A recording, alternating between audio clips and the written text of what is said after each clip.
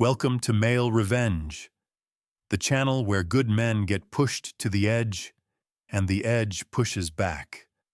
Tonight's story is about patience, not the kind that waits for better days, the kind that waits 18 years in a federal prison cell, sharpening itself against the concrete. They say revenge is a dish best served cold. The man in this story served it warm, in a bowl of soup, to his best friend's dying wife. So lock the door, turn the lights down low, because this story begins with a man who never cried.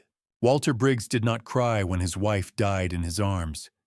He did not cry when he buried his father, or his mother 3 months later, or when he walked away from 28 years of standing between presidents and the bullets meant for them. The man had carried coffins. He had kept a nation's secrets. He had held a 12-year-old daughter together with nothing but 2 steady hands and a promise. No. Walter Briggs broke on an ordinary Thursday, in his own garage, the day he learned that the best friend who had carried soup to his dying wife every single afternoon, the man his daughter still called Uncle Dale, may have been the one putting the poison in the bowl. And here is the part that should frighten you. That man had just walked out of a federal prison with 18 years of hatred folded in his pocket like a letter he had memorized. He knew where Walter lived. He knew where Walter prayed. And he knew that Walter's only daughter was 7 months pregnant with the granddaughter Walter had waited his whole life to hold. But we are getting ahead of ourselves. Every storm has a last quiet evening. Let me take you back to Walter's. Tuesday, 6:30. And the kitchen at Briggs's place smelled the way heaven probably should. Garlic butter going golden in cast iron. Rosemary from the pots Nadine kept by the back door. Then the shrimp hit the pan, and there it was. That sharp crack of salt and fire that made Walter close his eyes. Every time. The way some men close their eyes in church. 40 years of cooking. The sound still got him. Nadine leaned against the counter, dish towel over her shoulder, watching him the way she always did, like he was worth watching. 5 years married, and she still did. After Margaret, after the hollow years, "You are burning the garlic," she said. "I have never burned garlic in my life." July 4th, 2022. The Hendersons' cookout. That was a grill malfunction. That was you arguing football with Pastor Coleman while your shrimp turned to charcoal. Walter laughed. Deep and easy. The laugh of a man who had finally learned how to set his burdens down. Briggs's place was nothing fancy. 8 tables. No wine list.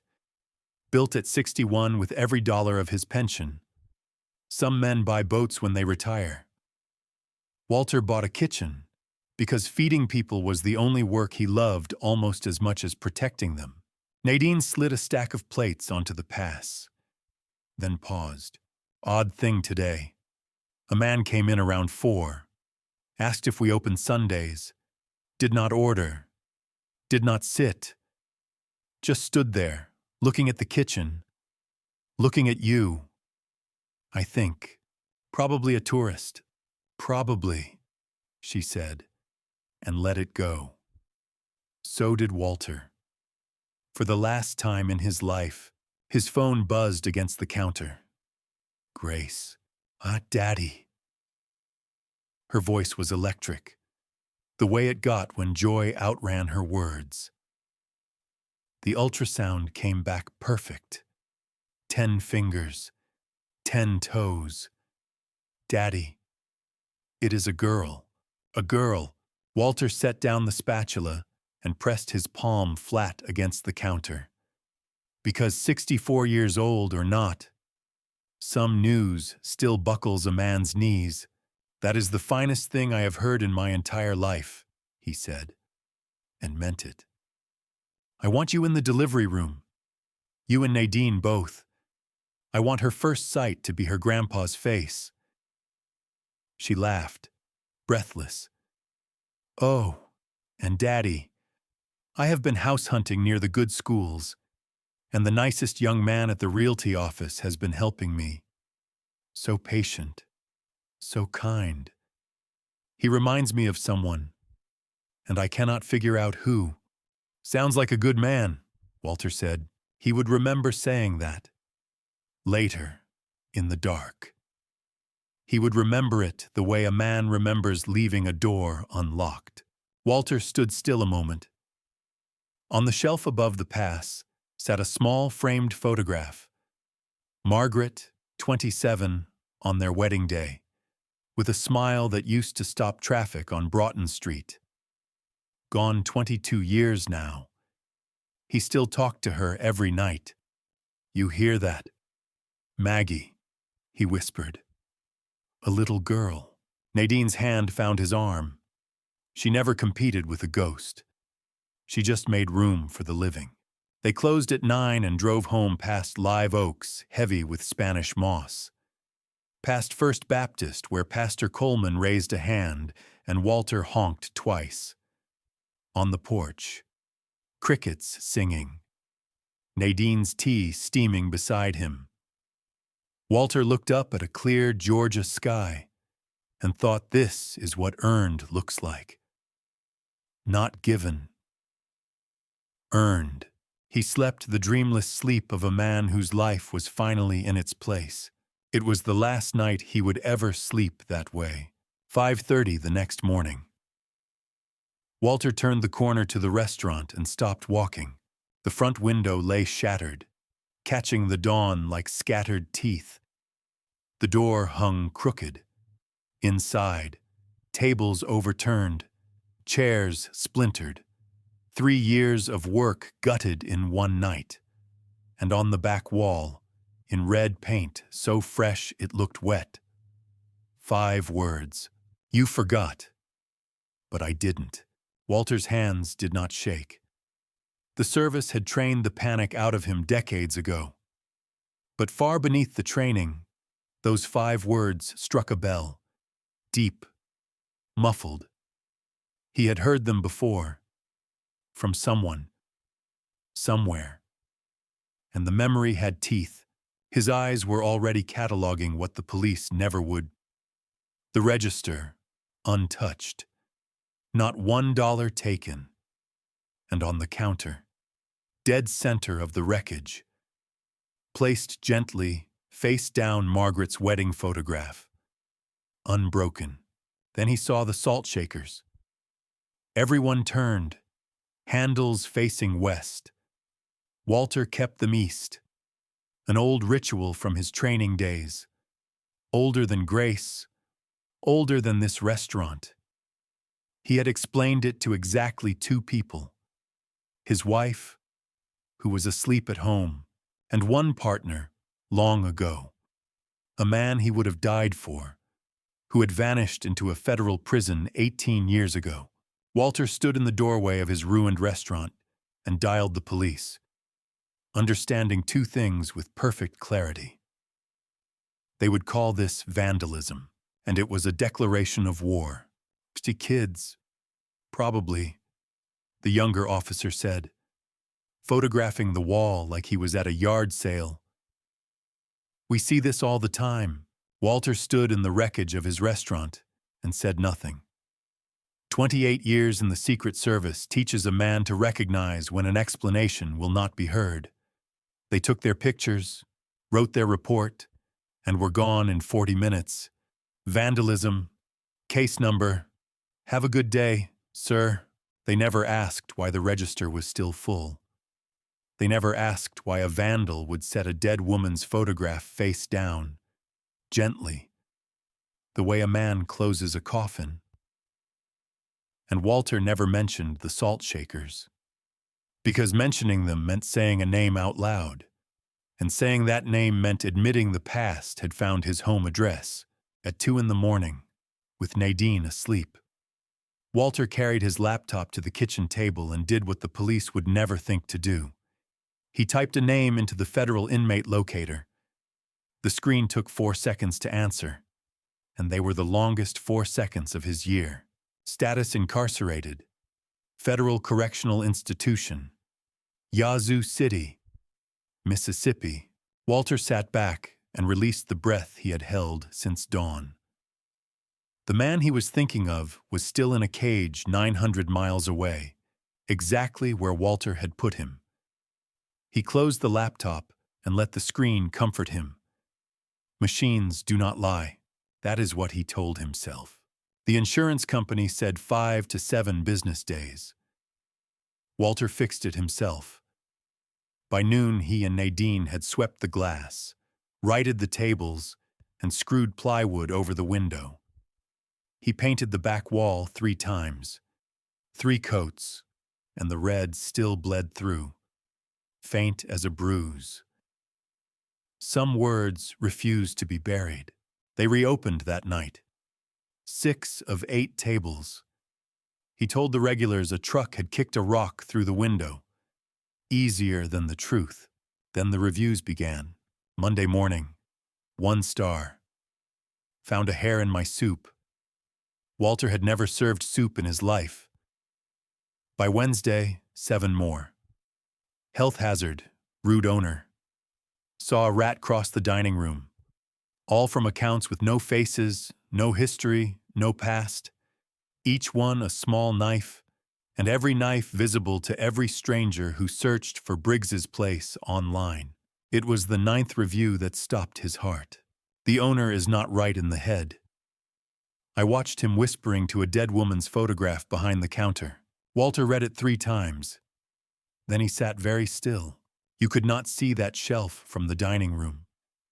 You could not know about Maggie's picture unless you had stood inside his kitchen, or unless you had watched him through the back window in the dark, after close.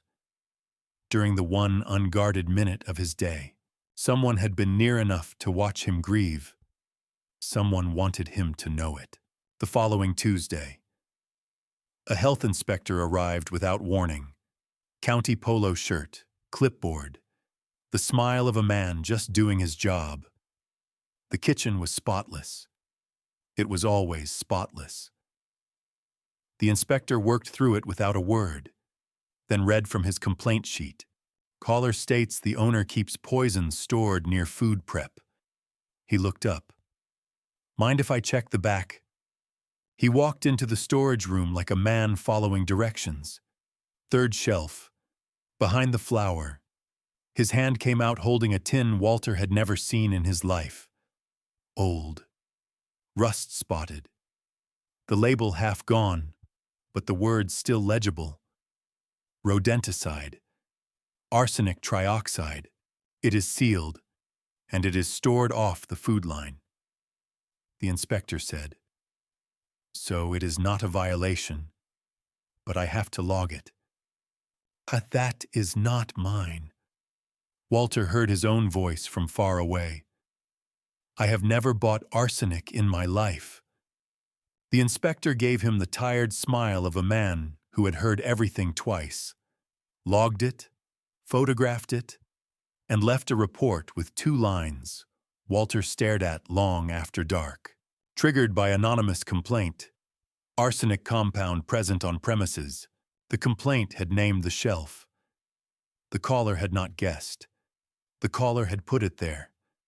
Someone had stood inside his storage room, 3 feet from his kitchen, and left poison behind like a calling card, or like something worse, like a seed, planted for a harvest Walter could not yet imagine. He did not touch the tin with his bare hands. Old habits. He told himself it was nothing. Then, that Friday, Eddie Walton called. 3 years of business. Ordered the shrimp every birthday. "Walt, I hate this. We have to suspend your account. We got a letter. County letterhead. Says you are under investigation. My boss will not touch the liability. Eddie, I passed that inspection. 0 violations." A pause. The kind a man makes when he believes you and it changes nothing. The letter looked real. "Walt, My hands are tied. 2 o'clock, Thursday. Not one customer since lunch. The napkins folded. The tables set. Every salt shaker turned back to the east, where it belonged. And still he felt watched. He had stared down men with rifles. He did not know how to fight a ghost with a printer and a grudge. Nadine found him at 4, still sitting. Someone is doing this, Walter said quietly. The window, the reviews, the inspector, Eddie. One hand is moving all of it. This is not bad luck. Nadine, this is a campaign. Who hates us like that? The only name that fit was a name on a government screen. Behind bars. Impossible. He was sure, almost. That evening Grace called, bright as Sunday morning. Nursery colors, a crib, and then, in passing. Remember Ryan, the attorney helping me house hunt honestly? Daddy, he is a godsend. Kevin is on the road so much, and Ryan just shows up. Sounds like a good man, Walter said. Same 4 words. The door. Still unlocked. 80 miles up the coast, in a darkened Charleston townhouse. A man sat before a glowing screen and a yellow legal pad. 6 lines in a sharp, angular hand. 4 crossed out. Window, reviews. Inspector. Supplier. The 5th said, the wife, and beneath it, underlined twice. 1 word. Grace. Grace Briggs trusted too easily and forgave too quickly. Walter knew this about his daughter. He had raised her that way, on lunch notes and bedtime prayers and the steady promise that the world was mostly good. Some nights, lying awake, he wondered whether that was a gift he had given her or a wound he had failed to prevent. He was about to find out. Grace was 34, 7 months pregnant, and alone more than any expecting mother should be. Kevin drove logistics routes 3 weeks out of every 4. Good money, empty house. She ate dinner standing at the kitchen counter, because sitting at a table set for one felt worse. She never complained. That was the other thing Walter had taught her. Carry the weight. Do not let anyone see you bend. So when a young attorney named Ryan Cooper smiled at her across the realty office, patient and pressed and kind, Grace did not think twice. She thought, finally, someone who shows up. Ryan was 28, clean-shaven, sleeves rolled, the kind of man who held doors and remembered names. He spoke slowly, like he had all the time in the world. New to Savannah, he told her. Fresh start. Looking to build something that mattered. He was very, very good at saying the right things. Over 2 weeks. Ryan walked Grace through 9 houses, drove her to everyone, opened her door, carried the folders. He remembered she wanted a yard big enough for a swing set. He remembered she liked morning light in a kitchen. He remembered everything. And that was the thing Grace should have noticed. Helpful men remember some things. Only a man taking notes remembers all of them. On the 9th house, standing in an empty nursery that smelled of fresh paint. Grace told him she was thinking of a name. Margaret. After her mother, something moved behind Ryan's eyes. Fast, like a fish under ice. Gone before she could name it. Beautiful name, he said. Were you close with her? She died when I was 12. Cancer. Grace ran her hand along the windowsill. My dad raised me alone after that. Father, mother, coach, nurse, all of it. He packed my lunch every morning, even when he had to fly to Washington. He would make the sandwich the night before and hide a little note in the bag. Silly things. You are braver than you think. Or, save me a cookie, Ryan said. Grace blinked, then laughed. Yes, exactly that. How did you? Lucky guess. He smiled, easy as Sunday. It is what I would have written. She laughed again and let it go, the way trusting people do. But somewhere beneath the laugh, in a room of her mind she rarely visited, a small light came on.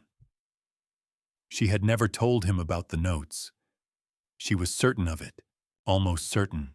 Ryan watched her decide not to wonder. Then, gently, the way a man places one drop of ink into clear water. He went to work. Your father sounds remarkable. Secret Service, right. A pause, measured to the breath. That is a hard world. Men who keep secrets for a living. My own father was in government. I thought I knew him. He looked out the nursery window. I did not know him at all. By the time the truth came out, it was too late. My dad never kept secrets from me. Of course not. A small, sad smile. I am sure everything he ever told you was true. The sentence slid in like a splinter. Painless going in. Working deeper with every step. That Thursday, Kevin was in Atlanta and Grace had a prenatal appointment at 3:15. Ryan offered to drive. She said yes, because her ankles were swollen. The parking was a nightmare, and because, God help her, it was nice to have someone who showed up. In the waiting room, he sat beside her reading a parenting magazine, and the receptionist smiled at them. And Grace did not correct the assumption, and later she would hate herself for that. When the nurse called her name, Ryan stood and rested his hand on her shoulder. Warm. Steady. 2 seconds longer than a real estate attorney has any business touching a married woman. Grace did not pull away. At her door that evening, he said, "You deserve somebody who is around. Grace. I hope Kevin knows what he has." That night she called Kevin first and told him everything. The appointment. The heartbeat. Ryan driving her. Because that is how innocent it was. She had nothing to hide, so she hid nothing. Kevin. 11 hours into a 14-hour run, said the man sounded helpful. Said he was glad somebody was around. Said he had to go. Baby. The dispatcher was calling. He never heard the one wrong note in his wife's voice. Her father did. Daddy, can I ask you something? Always. Do you think people can really change deep down? Even after they have done terrible things? Walter set down his coffee. Where is this coming from? Nowhere. Ryan said something about his father today. That the man he thought he knew turned out to be someone else entirely. Walter went still. The words landed at a strange angle. The way certain sounds used to reach him on a detail half a second before the radio confirmed them. People can change, he said carefully. But most of them do not. Most just get better at hiding who they already are. That is dark. Dad! That is true, sweetheart. Across town, Ryan sat in his silver sedan outside Grace's house, watching her kitchen light go out. He dialed a number saved under no name. She trusts me, he said. Completely. The voice on the other end was older, rougher, pleased. Good boy. Then she is finished cooking. A pause. Then, colder. One more thing. The cookie. Never improvise again. You follow the script. Every word. Ryan's hand tightened on the wheel. He had not told the old man about the cookie. He had not told him about the nursery, or the notes, or any of it, which meant the old man had other eyes. "Understood," Ryan said. Good. Now move to the wife." Ciao. The phone buzzed at 11:47 on a Wednesday night, lighting the dark bedroom like a cold blue flame. Nadine reached for it the way every wife reaches for a phone after 10 o'clock, with a quick breath and a mind already building the worst. The message came from a number she did not know. No words. Just 3 photographs. The first showed Walter in a car with a woman. Dark hair, sunglasses, leaning close. The second showed them walking into a motel, his hand on the small of her back. The third was blurry, shot through a window. 2 figures, close together, one lamp burning. Nadine stared at the screen a long time. Beside her, Walter slept on his back, one arm across his chest, breathing slow and even, like a man with nothing on his conscience. She should have woken him. She would spend weeks wishing she had. But to understand why she did not, you have to understand what the third photograph did to her.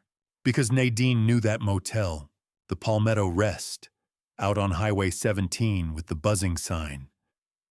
20 years ago, on a rainy Thursday, Nadine had sat in a borrowed car across from that sign and watched her first husband walk into room 11 with a woman from his office. 13 years of marriage, 2 of them a lie. Thomas never knew she saw. He died of a heart attack before she could decide what to do with the knowing, and Nadine buried a stranger and spent 5 years wondering whether love was just another word for not knowing the truth yet. Then came Walter. Walter, who looked at her like she was the only person in the room. Walter, who wept when he spoke of Margaret, which was how Nadine knew he was real. Men who lie do not cry over the women they actually loved. But now, at 11:47, the past had crawled out of her phone wearing the one face guaranteed to make her bleed. Of all the motels in Georgia. That one. She did not ask herself the right question that night. The right question was not, "Is my husband cheating?" The right question was, who on God's green earth knew about the Palmetto Rest? She had told no one but her sister, long dead, and one grief counselor at her old church, years ago, in a room she believed was safe. Someone had gone digging in the graveyard of her life, and they had known exactly which bone to bring back. She put the phone face down and did not sleep. She did not confront Walter the next morning. She did something worse. She went quiet. The kind of quiet that fills a house the way cold fills a room when the heat fails. Walter noticed before his first sip of coffee. "You all right?" "Fine." "You sure?" I said, "I am fine." "Walter." He reached for her hand as she passed. She let him take it, but did not squeeze back. 5 years of marriage, and she had always squeezed back. Sunday came, and they drove to First Baptist. What Walter got at the door was not hostility. It was worse. A half-second delay before each smile, handshakes that did not linger. Mrs. Patterson, who had hugged him every Sunday for a decade, nodded from across the aisle and stayed there. Bill Henderson studied his own shoes. Pastor Coleman shook Walter's hand like a man choosing words for a deposition. "Good to see you. Walter, you and Nadine have a blessed day. 15 years of Sundays." Dismissed in a sentence that could have been printed on a card. On the drive home, Walter ran the inventory, the window, the reviews, the arsenic tin, Eddie, and now his own church, gone cold in a week, as if some invisible letter had been read from the pulpit. The pattern was tightening, circling, moving from his business to his people. That evening, Nadine broke. They were in the kitchen, the silence so heavy that the cloth on the granite sounded loud. She set it down and turned. Who is she? Walter. Who is who? The woman in the photographs. Do not lie to me. I have been lied to before, and I survived it. I will not survive it from you.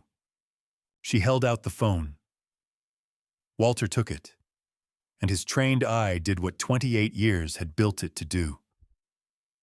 The shadows fell in two directions.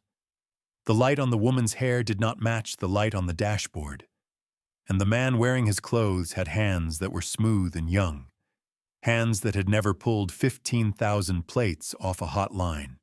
These are fabricated, Nadine, manufactured. Look at the hands. Walter, look at the hands. She looked, and because she had spent 5 years holding those hands, she saw it. Her breath came apart. There is something else, she whispered. The motel, the Palmetto Rest. That is where Thomas. That is the one. Walter. I never told you that. I never told anyone still living. The kitchen went very still. Walter set the phone down slowly, and the cold thing behind his ribs opened every eye it had. This was not a forgery designed to fool a wife. This was a weapon built for one specific woman, machined to the exact shape of her oldest scar. Whoever made it had not guessed. They had researched. They had been inside her history, the way they had been inside his storage room. Who would do this to us? Nadine asked. The only name that fit was locked behind a government screen, 900 miles away. Impossible. He had checked. He was going to check again. The phone rang at 8:15 the next morning. Walter answered on the second rings. Mr. Briggs, Carolyn Webb, Chatham County Family and Children's Services. We have received a report regarding the safety of a minor in your care. We need to schedule a home visit. Walter's vision narrowed to a point. 64 years. War zones. Assassination threats. Nothing had ever cut like this. Because this blade was aimed at the one thing he would die for. His granddaughter, a child not even born. They came on a Thursday afternoon. Carolyn Webb, mid-40s, carrying her clipboard the way some people carry a shield, and a younger man named Daniel who never offered a last name. County lanyards, practiced smiles. They stood on Walter's porch like they had every right to be there. Because the terrible truth was, they did. Nadine went pale at the door. Walter stepped in front of her, the way he had spent his whole life stepping in front of the people he loved, and said the only thing a man can say. Please come in. They sat in the living room. Carolyn opened the clipboard. Daniel took notes. Mr. Briggs, we received a report alleging you may pose a risk to a minor child, specifically your grandchild, expected within the next 2 months. That is correct. My daughter is due in November. The report describes a pattern of concerning behavior, substance issues, aggressive conduct. She turned a page. It also references a recent county health inspection at your place of business. The inspection confirmed an arsenic compound stored on the premises. There it was, the tin, the seed, bearing its first fruit. Walter heard the gears of the machine click together and understood that the inspection had never been about his kitchen. It had been about this moment, about putting the word arsenic into a government file with his name on it. That container was planted, he said evenly. I reported as much to the inspector. Carolyn wrote something down. Daniel wrote something down. Neither looked at him while they wrote, and Walter understood the cruelty of that small habit. It was designed to make a man feel like a file, a case number, not a person. They asked about his marriage, his finances, whether he had ever been treated for anger. Each question polite, professional, calibrated to strip the dignity off a man who had spent 64 years earning it. Walter answered everyone. His voice never rose. Then Carolyn turned the last page and read aloud the sentence that had been waiting for him at the bottom of the report, like a blade in tall grass. The reporting party states that Mr.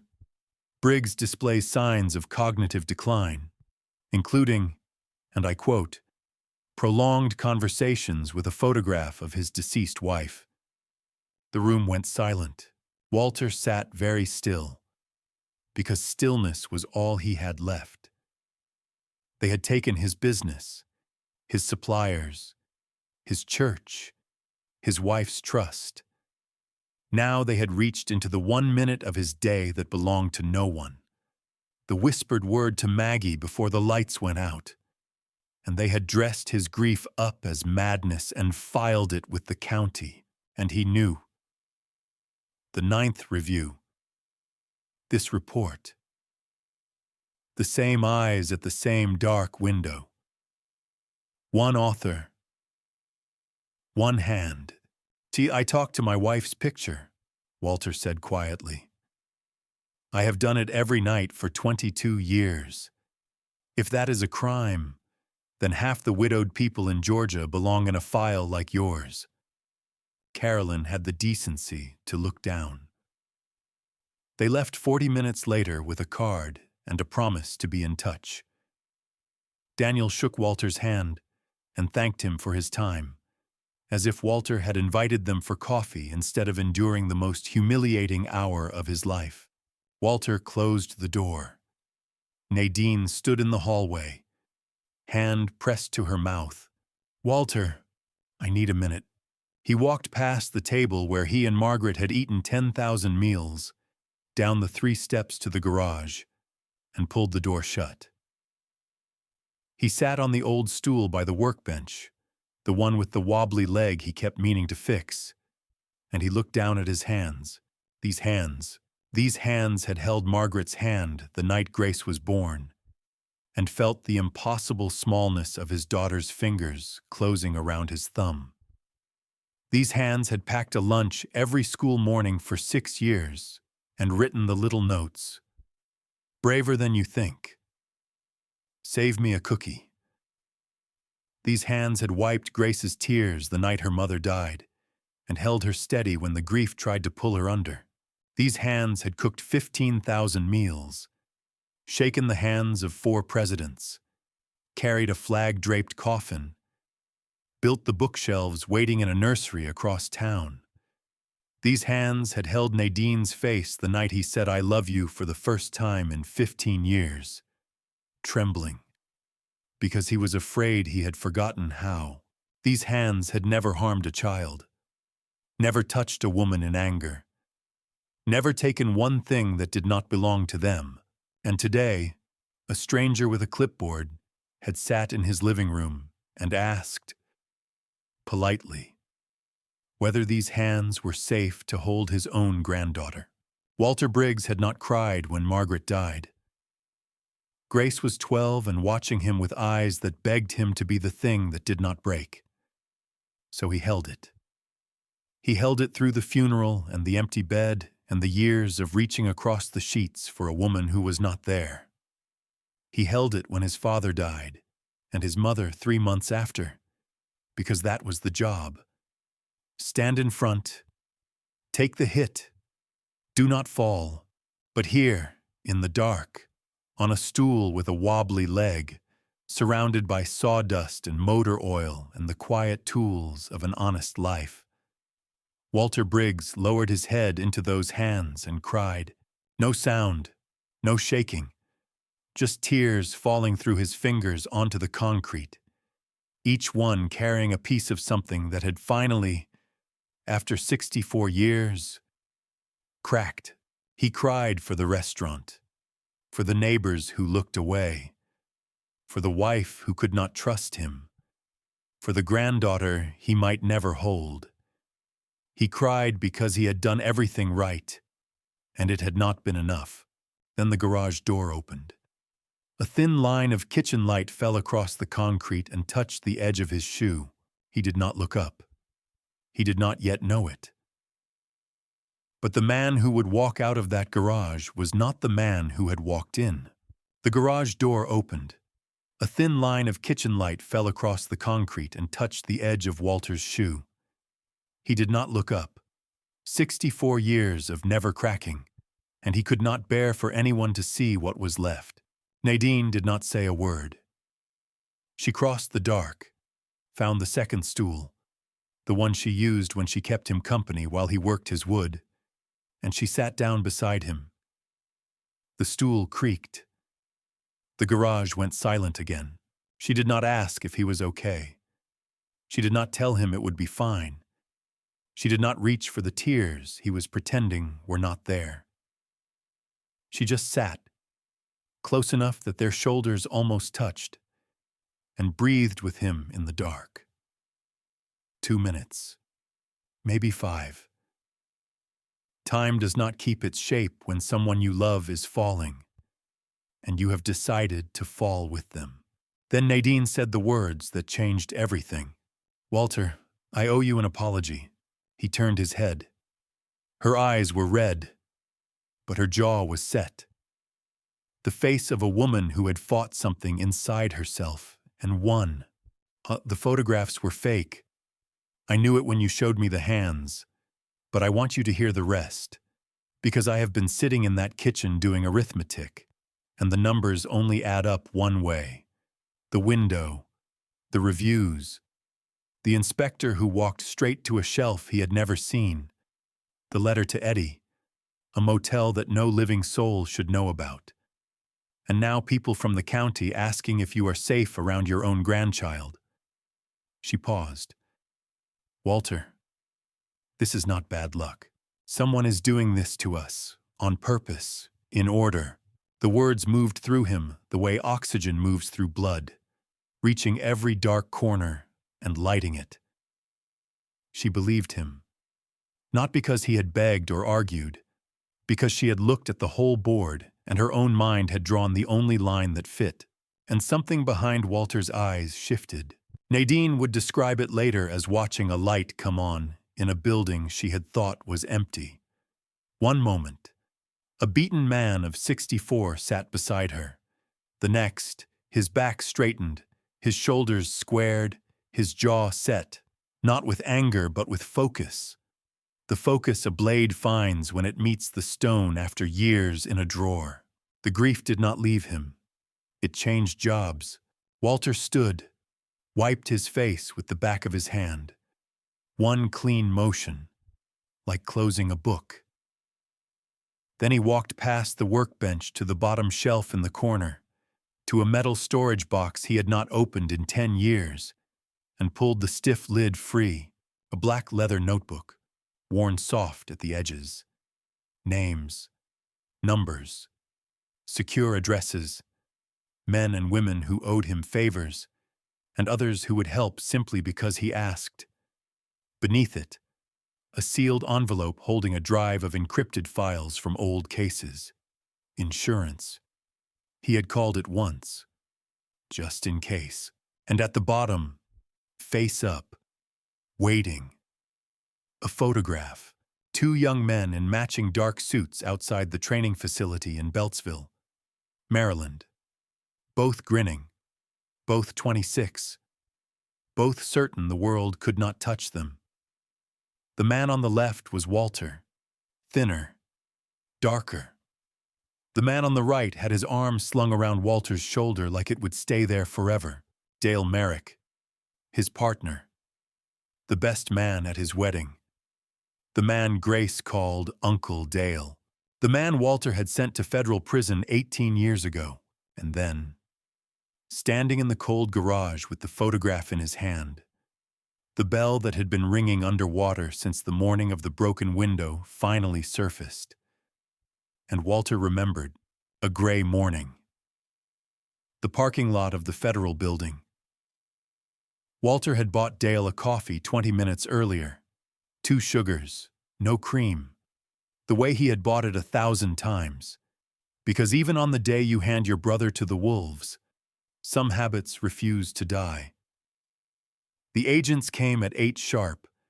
They took Dale's weapon, his badge, his belt, and as they folded him into the back of the sedan, Dale twisted around, found Walter's eyes across 30 feet of wet asphalt, and shouted through the closing door, "You will forget me, Walt." "I won't. 18 years. And then, in red paint on the wall of everything Walter had built since, "You forgot."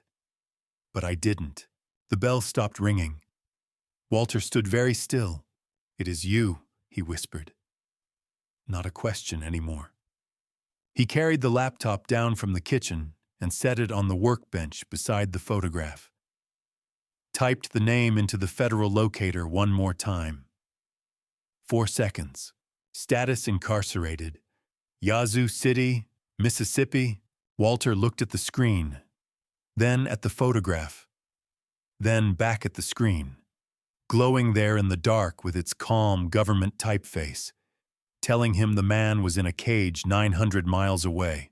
28 years in the service had taught Walter many things, and this was the first of them.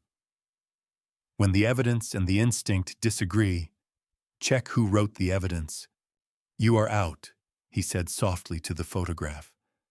"I do not know how you buried it, but you are out, and you have been standing at my window." For the first time in his life, Walter Briggs looked at a government screen and called it a liar. Nadine stood beside him now, her hand on his back, reading the young faces in the old photograph. "Who is he?" she asked. "The mistake I made 30 years ago," Walter said. "And the one I am about to fix." He set the photograph down on the bench, picked up the leather notebook, and turned it to the letter C. A name. A number. 10 years old. A promise made at a retirement dinner that he had never intended to collect. Then he spoke. Not to Nadine, not to himself, but to the grinning young man in the photograph with his arm around a friend he was already planning to bury. "You came after my family, Dale. Now I am coming after you." The number was 10 years old, written in Walter's careful hand under the letter C. Ron Caldwell picked up on the second ring at 5:30 in the morning, because men like Ron always did. Some service habits never die. Caldwell. Ron. Walter Briggs. A pause. Not confusion. The pause of the past, walking back into a room and sitting down without asking. Walt. Good Lord. 10 years. What is wrong? How do you know something is wrong? Because you never called anybody for fun in your life. Talk. Walter laid it out the way he had been trained. Chronological. Clean. Facts first. Feelings never. The window and the 5 words. The 9th review. The inspector who walked to a shelf like a man following directions. And the arsenic that was not his. Eddie. The photographs built around a motel only a dead woman should have remembered. The church. The county file with his granddaughter inside it. Ron was silent the whole way through. When he finally spoke, the ease was gone from his voice. Walt, this is coordinated, professional. Whoever is running it is dismantling your life in layers. Business, then community, then marriage, then family. Outside in. That is not rage. That is a playbook. I know whose playbook. I need you to run a name. Dale Merrick. I checked the federal locator 3 times. It says he is still in Yazoo City. Then he probably is. Walt. Run it anyway. The wall of my restaurant says the locator is wrong. Give me 24 hours. By noon. Walter sat in a South Side diner across from Frank Rossi. Private investigator, expensive, blunt, thorough, smoked too much, trusted no one, which made him exactly right. Frank listened with a cold cup of coffee and a colder expression, then asked one question. The night of the window. Anything strange in the days before? Walter started to say no, stopped. A man came into the restaurant that afternoon, asked my wife if we open Sundays, did not order, did not sit, just looked. Frank wrote 3 words on a napkin. They always scout first. Amateurs case the lock. Professionals case the people. He pocketed the napkin. There is a pawn shop across your street with a camera older than God. Give me a day. He did not need a day. At 9 that night, Frank called. Oh, Walt. I pulled the pawn shop footage. 4:06 in the afternoon. Day before your window. Young guy, stands at your front glass almost 3 minutes. Never goes inside the frame of the door. I am sending you a still. The image landed on Walter's phone. Grainy, but clear enough. A young man in a pressed shirt, sleeves rolled, studying the restaurant the way an appraiser studies an estate. Nadine looked once, and her hand went to her throat. That is him. That is the man who asked about Sundays. Walter stared at the photograph until his eyes ached. The build was wrong for Dale. The age was wrong. Off by 30 years. He did not know this face. Not yet. Ron called back at 5:40 the next morning. 22 hours. His voice had changed into something Walter remembered from the old days. The clipped, level tone of a threat assessment. Walt, Dale Merrick was released 4 months ago. The kitchen went very quiet. The locator was not lying to you. It was doing something worse. Telling the truth in a way built to deceive. He finished his sentence in a residential re-entry center. A halfway house. Walt. On paper. A man in an RRC is still in federal custody, so the system shows incarcerated. In practice, the front door opens at 6 every morning. He has been walking out of it since February. Where? Charleston. Townhouse near the French Quarter.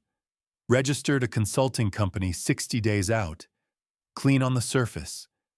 Underneath, the Bureau has flagged him. Off the record. He is in contact with known associates of the same trafficking network he went down for. Encrypted phones. Careful tradecraft. They are watching, but nothing actionable yet. Walter closed his eyes. Not just out. Operational. Rebuilding the business and running the revenge on parallel tracks. With the patience of a man who had rehearsed for 18 years. There is more, Ron said. I ran the family. Ex-wife remarried. Oregon. No contact. But the son, Walt, the son is interesting. Ryan Merrick, 28 years old. After Dale went inside, the boy took his mother's maiden name, papers shuffled 900 miles away. He goes by Ryan Cooper now, and as of March, his mail forwards to Savannah, the floor tilted. Walter put one hand flat on the counter. Ryan, the patient young attorney, the godsend who just shows up. Ron, hold the line. Walter pulled the phone from his ear, opened Frank's message, and typed 4 words. Get me Ryan Merrick's DMV photo. It came back in 6 minutes. He set the 2 images side by side on the kitchen table. The grainy pawn shop still. The license photo, crisp and smiling. Nadine did not need to be asked. She looked, and the color left her face. Same man, she whispered. Walter, the man who scouted your restaurant is the man helping Grace buy her house. He is more than that, Walter said quietly. He drives her to her doctor. He has been inside her home a dozen times. He looked at the smiling photo. And he is Dale Merrick's son. On the line. Ron exhaled like a man bracing a door. Walt, listen to me. Do not go over there. Do not confront the boy. If this is what it looks like, you get one move, and it has to be surgical. Spook him, and Dale pulls him deeper into Grace's life instead of out of it. Every instinct Walter owned was screaming to drive across town and end it with his hands. But Walter Briggs had not survived 28 years by obeying his first instinct. He had survived by obeying the second one. Wait. Watch. Plan. And when you finally move so precisely that your enemy is on the ground before he knows the game began. Dale had spent 18 years learning hatred. Walter had spent 28 learning chess. Walter did not sleep that night. He sat at the kitchen table, overhead light off, desk lamp on, the way he used to sit through midnight intelligence reviews, and read everything Frank Rossi had pulled on Ryan Merrick. The file was thin, but it cut deep. Ryan Merrick, born Alexandria, Virginia. Father, Dale Merrick. Mother, Sandra Cooper. The parents divorced 2 years after the arrest, when the boy was 12. Sandra took her son and her maiden name home to Savannah. At 18, Ryan made the name change legal. University of Georgia. Business degree. Business, not law. Walter read the line 3 times. The man in his daughter's living room with folders and contracts and patient explanations had no law degree, no bar card, no license to practice anything. The helpful attorney had as much legal authority as the mailman. Every reassurance in that slow, warm voice had been theater, a costume his father picked out for him. Then came the phone records, over 8 years. Ryan placed more than 200 calls to the federal prison at Yazoo City. Every Saturday, 15 minutes. 50 hours of conversation in quarter-hour installments. Monitored by staff who heard nothing unusual. Just a boy who loved his dad. 50 hours.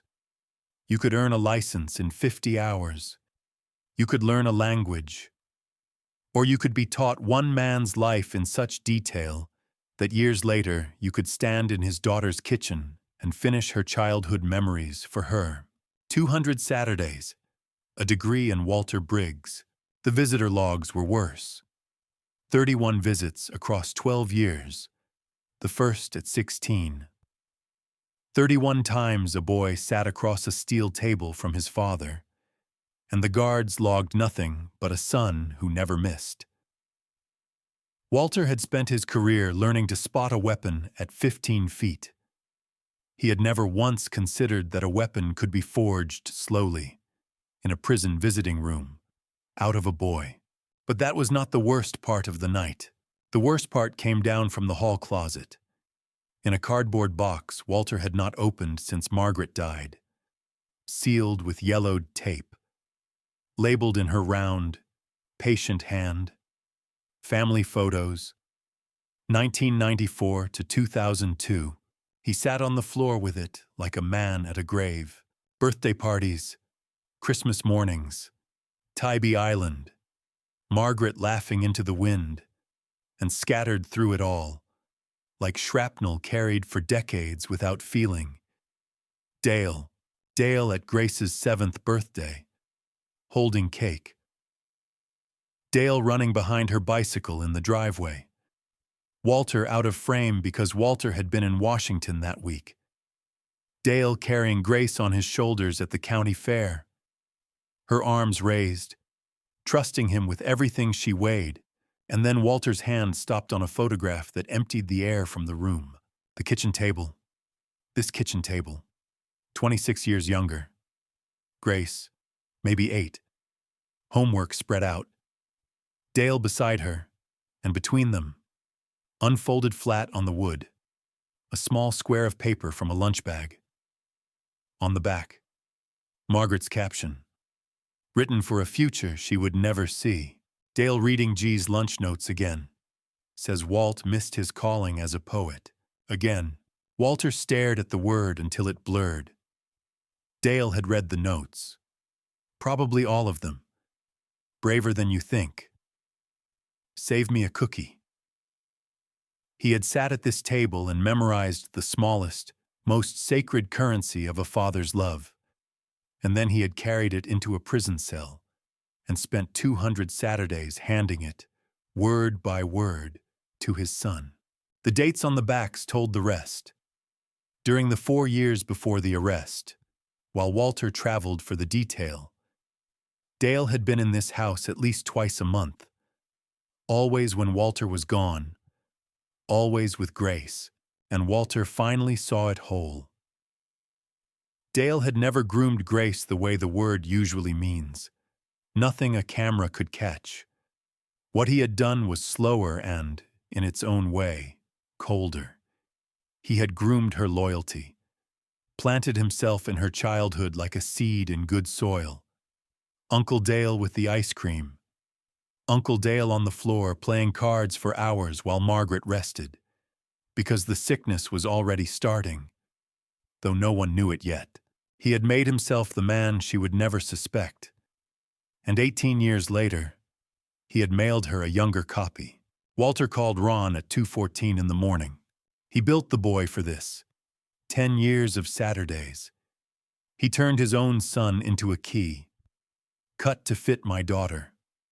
Ron's voice came back hard and level. Then we take them both, but airtight. Walt, airtight. So Dale Merrick never sees another open door. Walter hung up and sat among photographs of a past that had lied to him for 30 years. Every kindness, contaminated, every memory, camouflage. Dale had positioned himself beside Walter's family, the way a predator beds down by a waterhole. Patient, still, waiting. The phone rang at 3:27. Frank Rossi. Walt, sit down. I am sitting. I found something. About Margaret. About how she died. Frank's voice was slower than Walter had ever heard it. The voice of a man choosing each word because the wrong one might break something. You told me ovarian cancer. Gone in 14 months. I had her records pulled and ran them past 2 forensic people I trust. Separately. No names. No context. And they flagged the same things. The kidney decline. The liver markers. The way it moved. Walt. They are both saying her body does not read like cancer. It reads like something coming from outside. Slow. Deliberate. A year or more. The refrigerator hummed. A dog barked 3 houses down. And in Walter's mind, unbidden, a rust-spotted tin rose from a storage room shelf. 2 words on a peeling label. Frank, he said, and his voice came out a whisper. Are you telling me somebody killed my wife? I am telling you it is possible. And based on who had access to her, day after day, month after month, there is only one person it could have been. Walter already knew the name. He did not need Frank to say it. Frank Rossi's office sat above a dry cleaner on Abercorn Street and smelled of starch and cigarettes. Walter climbed the stairs at 7:30 on legs that belonged to someone else. He had not slept. He had not eaten. He had spent the hours since Frank's call at the kitchen table with his hands flat on the wood. Breathing. Frank was waiting with the file open and 2 coffees. No small talk. Sit down, Walt. Walter sat. Frank pushed a stack of photocopies across the desk. Lab results. Physician notes. 14 months of Margaret's dying, reduced to ink and the cold grammar of medicine. Two people looked at this independently. Doctor. Anna Chen at Emory, Forensic Toxicology. Dr. Robert Haynes, Retired Medical Examiner. Neither knows your name or Merrick's. I told them a client wanted a second opinion on a cause of death, and they flagged the same things, separately. Frank's finger moved down the page. Kidney function falling in a stair-step pattern that ovarian cancer does not make. Liver markers wrong. White count spiking 3 times in the last 8 months. Like a body fighting something that was not a tumor. And then there is this. He turned the page. Her own doctor's note. March of 2002. Persistent metallic taste. Nausea that did not answer to her medications. Tingling in the hands and feet. Attributed to side effects of treatment, but it was not side effects. Doctor, Chen says those 3 symptoms, together, are textbook. Frank looked up. Arsenic, Walt, low dose, long duration. The kind that wears a cancer costume so convincing that even a good doctor never thinks to test, because he already has a diagnosis explaining everything he sees. The word landed in the room and stayed there. Arsenic. The peeling label. The rust-spotted tin on his own shelf. Walter's mouth had gone dry. Tell me about Dale's access. Frank said quietly. He knew the answer. He needed Walter to say it. Walter's voice came up from the bottom of a well. Dale was at the house almost every day. Brought food, casseroles, soup. He stopped. A memory surfaced, vivid as a wound reopening. She loved the tomato soup from the Italian place on Broughton. Dale brought it twice a week, except one day she said it tasted different. Off somehow, and Dale laughed, and said that was because he had started making it himself. Said he added. Walter could not finish for a moment. He said he added his own special touch. Frank looked away, because some sentences deserve privacy. The radiator ticked. Is this enough to prove it? No.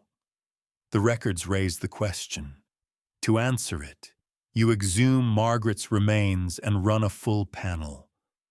Arsenic binds to bone and hair. 20 years, 50 years. It does not care. It waits. Then we exhume. That is a court order. Walt, a petition, a judge, and you need to be ready for what they find. When I have been mourning a lie for 22 years.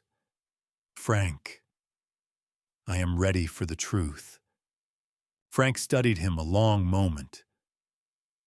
Then he reached into a drawer, brought out a second folder, thin and new, and laid it beside Margaret's records. The county seal sat in the corner. Before you walk out of here full of righteous fire, you need to see how the board is really set. He opened it. The inspection report. The 2 lines Walter knew by heart. Triggered by anonymous complaint. Arsenic compound present on premises. Now listen like I am your lawyer, because someday somebody will say this out loud in a colder room than mine. A wife dies of what looks like cancer. 22 years later, her husband demands an exhumation. The tests come back positive for arsenic. First question any investigator asks, who had the most access? The husband. Second question, any connection to arsenic? Yes, ma'am? It is in a county file dated last month, found on a shelf in his own restaurant. Third question. Is the husband stable? Well, there is an open child services file that says he talks to his dead wife's photograph. The room tilted. Walter gripped the arms of the chair. He did not leave that tin to scare you. Walt. Frank's voice was almost gentle now. He left it to hang you. 6 weeks. He has been building 2 stories at once. One where your life falls apart, and one where, if you ever got close to the truth about Margaret, the truth would turn around and bite you instead. The man has thought past your next move. You dig her up. You might be digging your own hole, and if I do not dig, then he gets away with it. Forever. Walter sat very still. There it was. The whole machine, finally visible. Not a campaign of harassment. A trap with 2 doors, and both of them locked from outside. He stood, picked up Margaret's file, set it down, picked it up again. His hands, the hands that had held hers as she slipped away, could not decide whether to carry the evidence of her murder or leave it in the drawer. He carried it. The drive home took 22 minutes and 22 years. Past the hospital where she took her treatments. Past Bonaventure, where she lay beneath a live oak and a headstone that said beloved wife and mother.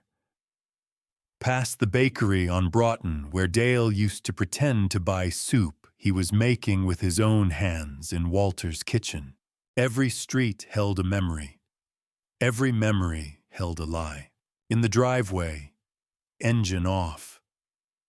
Walter thought about the other Margaret, the one before, dancing to Motown in the kitchen, laughing so hard at her own jokes she could not land the endings. Holding his face in both hands the night Grace was born. You are going to be the best father in the world. That Margaret had trusted Dale, had thanked him for his kindness, had died surrounded by what she believed was love. Walter tightened his grip on the wheel until his knuckles whitened, and he made a promise. Not to Nadine, not to Grace, to her. He would prove it, all of it. Even with the noose already measured for his own neck. Walter walked into the house and did not answer when Nadine called his name. He walked past the kitchen, past the hallway photographs, and stopped at the small shelf in the living room where Margaret had lived for 22 years. She was 27 in the picture. Forsyth Park, the October before they married, shot on a disposable camera because he could not afford a real one. She had complained about her hair. He had told her she was the most beautiful woman in Savannah, and she had laughed and said that was not saying much, since she was the only woman in Savannah who would have him. Walter took the photograph down with both hands and carried it to the armchair by the window.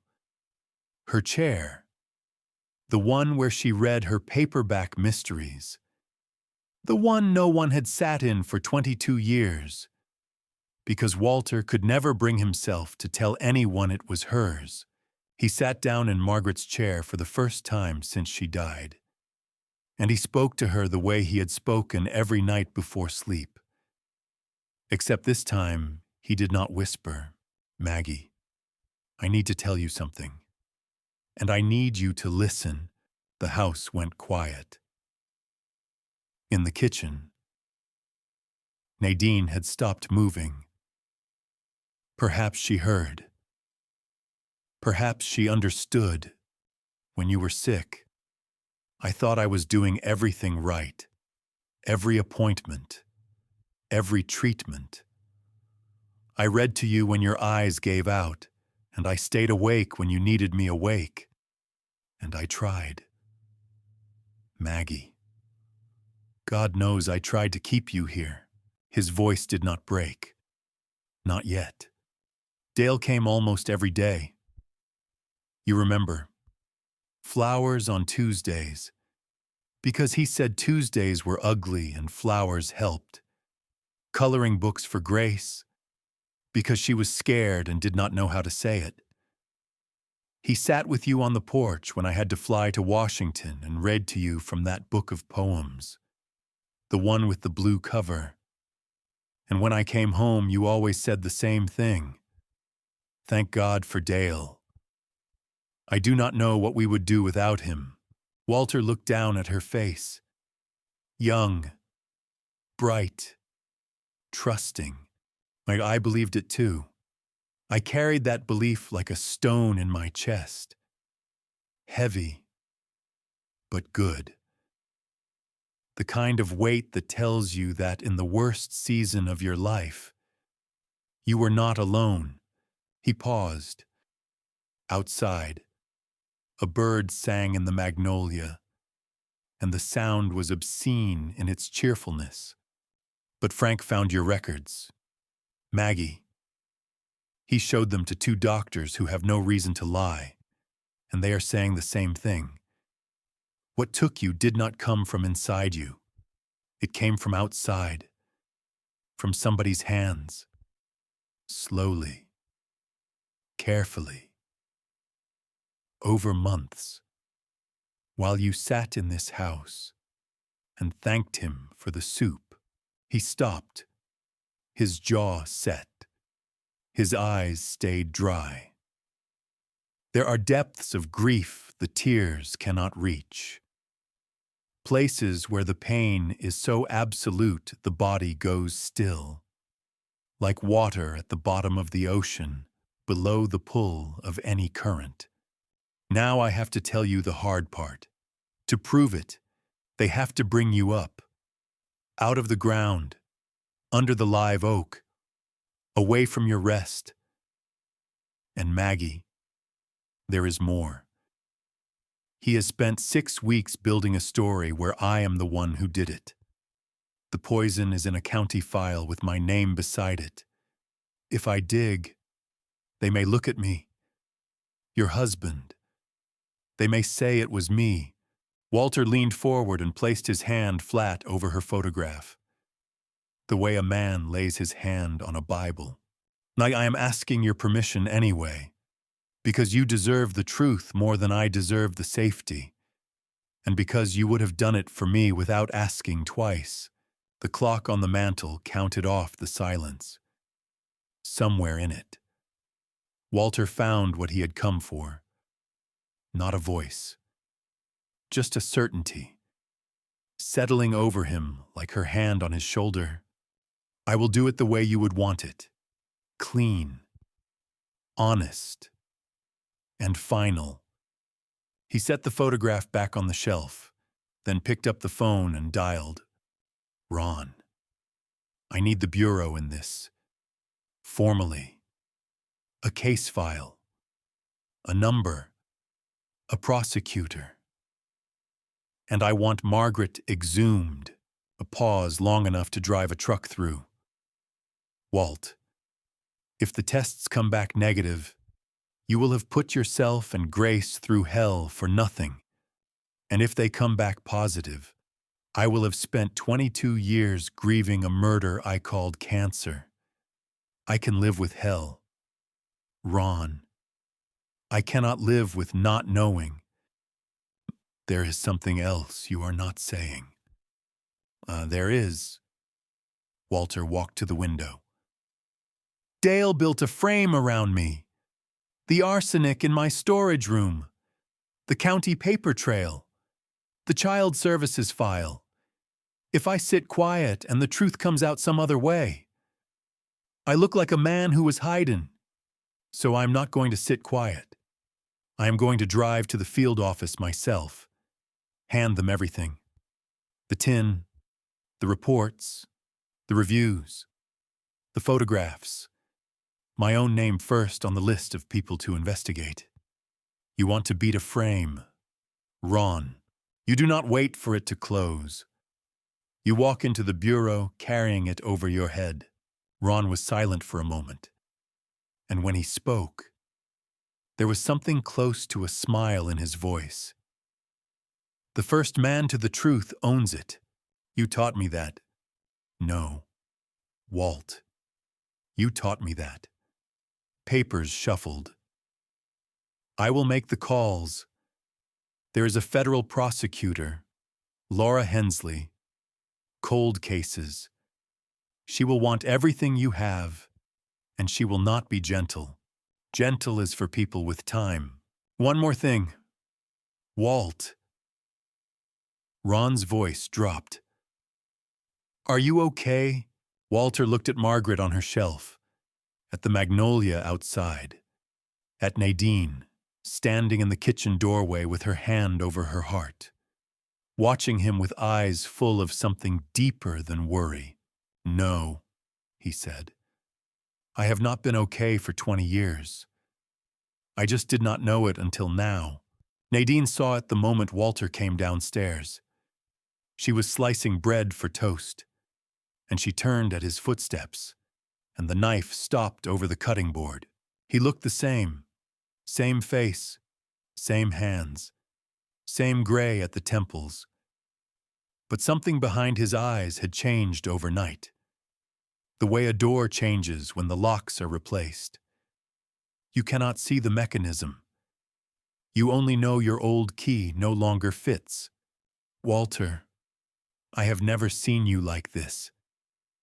Like what? Like whatever you are right now. He poured coffee and drank it, standing, fast and purposeful. The way he drank during operations. Already 3 moves ahead. You have never needed to see me like this, he said. Sit down. Nadine, you are going to hear all of it. And then I am going to ask you to trust me in a way I have never asked before. He told her everything. Dale. The trafficking case 18 years ago. The trial. Ryan Merrick wearing the name Cooper, sitting in Grace's living room with a script written in a prison cell. The loyalty planted in a little girl's childhood like a seed. And then, in a voice so steady it frightened her, he told her about Margaret. The records. The arsenic. The soup. Nadine sat with her hands wrapped around her cup, long after it went cold. When she finally looked up, her eyes were wet, but her jaw was set. What do you need me to do? Run the restaurant. Act normal. Dale cannot know that I know. Not yet. And Grace, I tell her today. Ryan gets no closer. Walter, she is 7 months pregnant. This could break her. My not telling her is worse. Every day that boy sits on her couch is a day Dale is winning. Nadine reached across the table and gripped his hand. Hard. The way she did when something was too big for words. Walter spent the morning with his leather notebook and a legal pad, building the plan the way he had built protection details for 3 decades. 3 fronts. Grace. Dale. Margaret. No margin for error. At 10, his phone rang. A number he did not know. A woman's voice, dry as flint. Mr. Briggs. Laura Hensley. Federal prosecutor. Ron Caldwell sent me the package you walked into the field office. The tin. The inspection report. The reviews. The county file. Your own name at the top of your own suspect list. Papers turned. I have worked cold cases for 20 years, and I will tell you what I told Caldwell this morning. Guilty men do not volunteer the noose. The frame around you is perfect, Mr. Briggs. Too perfect. Innocent lives are messy. This one was drafted. A beat. Whoever built it just became my favorite suspect. I am filing the exhumation petition this week. Walter closed his eyes. One door, unlocked from inside. Thank you, counselor. Do not thank me. Bring me something I can use. Ron called an hour later with the second front.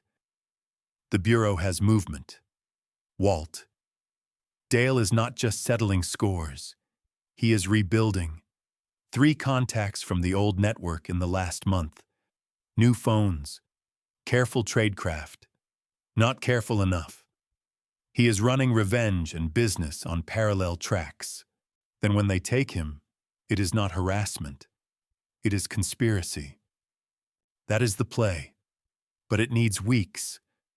Move too soon. He lawyers up and the trafficking case dies on the table. Ron. His son is with my pregnant daughter. I do not have weeks. Then handle the son. Quietly. Pull him out of her life without tipping the father. The Bureau handles the rest. At 2:15, Walter drove to Grace's house. 40 minutes, and he used everyone building the conversation. There is an architecture to devastating news. You do not start at the cliff. You build solid ground, fact by fact, and then you show them the edge. He turned onto her street, and his hands locked on the wheel. The silver sedan sat in her driveway, polished and patient, parked behind Grace's minivan like it belonged there, like it had always been there. Walter pulled over 3 houses down and shut off the engine. And that was when he noticed the second car, gray, domestic. Across the street, 2 doors up, engine off. A man behind the wheel doing the one thing parked men never do. Nothing. Not a phone. Not a sandwich. Just sitting, eyes forward, with a clear line on Grace's front door. The other eyes, Walter slid lower in his seat, lifted his phone, and photographed the plate through the windshield. He sent it to Frank with 3 words. Run this now. Then he sat in the stillness and fought the oldest fight he knew. His hand found the door handle. He could be at that front door in 30 seconds. He could have Ryan Merrick out of his daughter's house in 60. He had the training. He had the strength. And God help him. He had the fury. 28 years of discipline against one image, that boy's hand resting on Grace's shoulder. 2 seconds too long. But the first instinct is how men die. The second is how they win. Wait. Watch. Plan. Move once. And make it final. He let go of the handle. 22 minutes later. Grace's door opened. Ryan walked out with his phone in one hand and his keys in the other. Easy as a Sunday. A young man with somewhere to be, and no idea that the eyes of a man who wanted to end him were counting his steps. The sedan pulled away.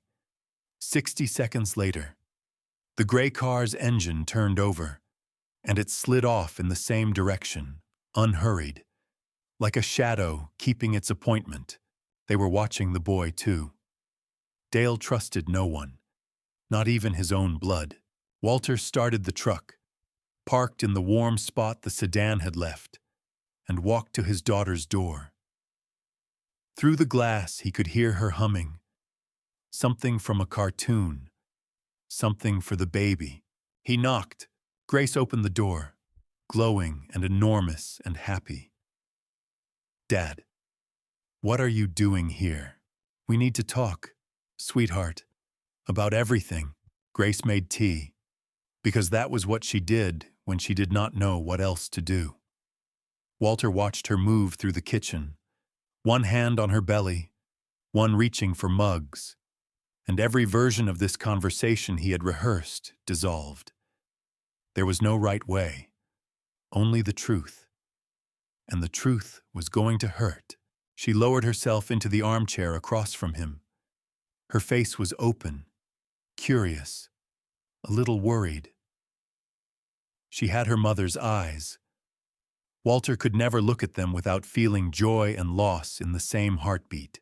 "Dad, you are scaring me."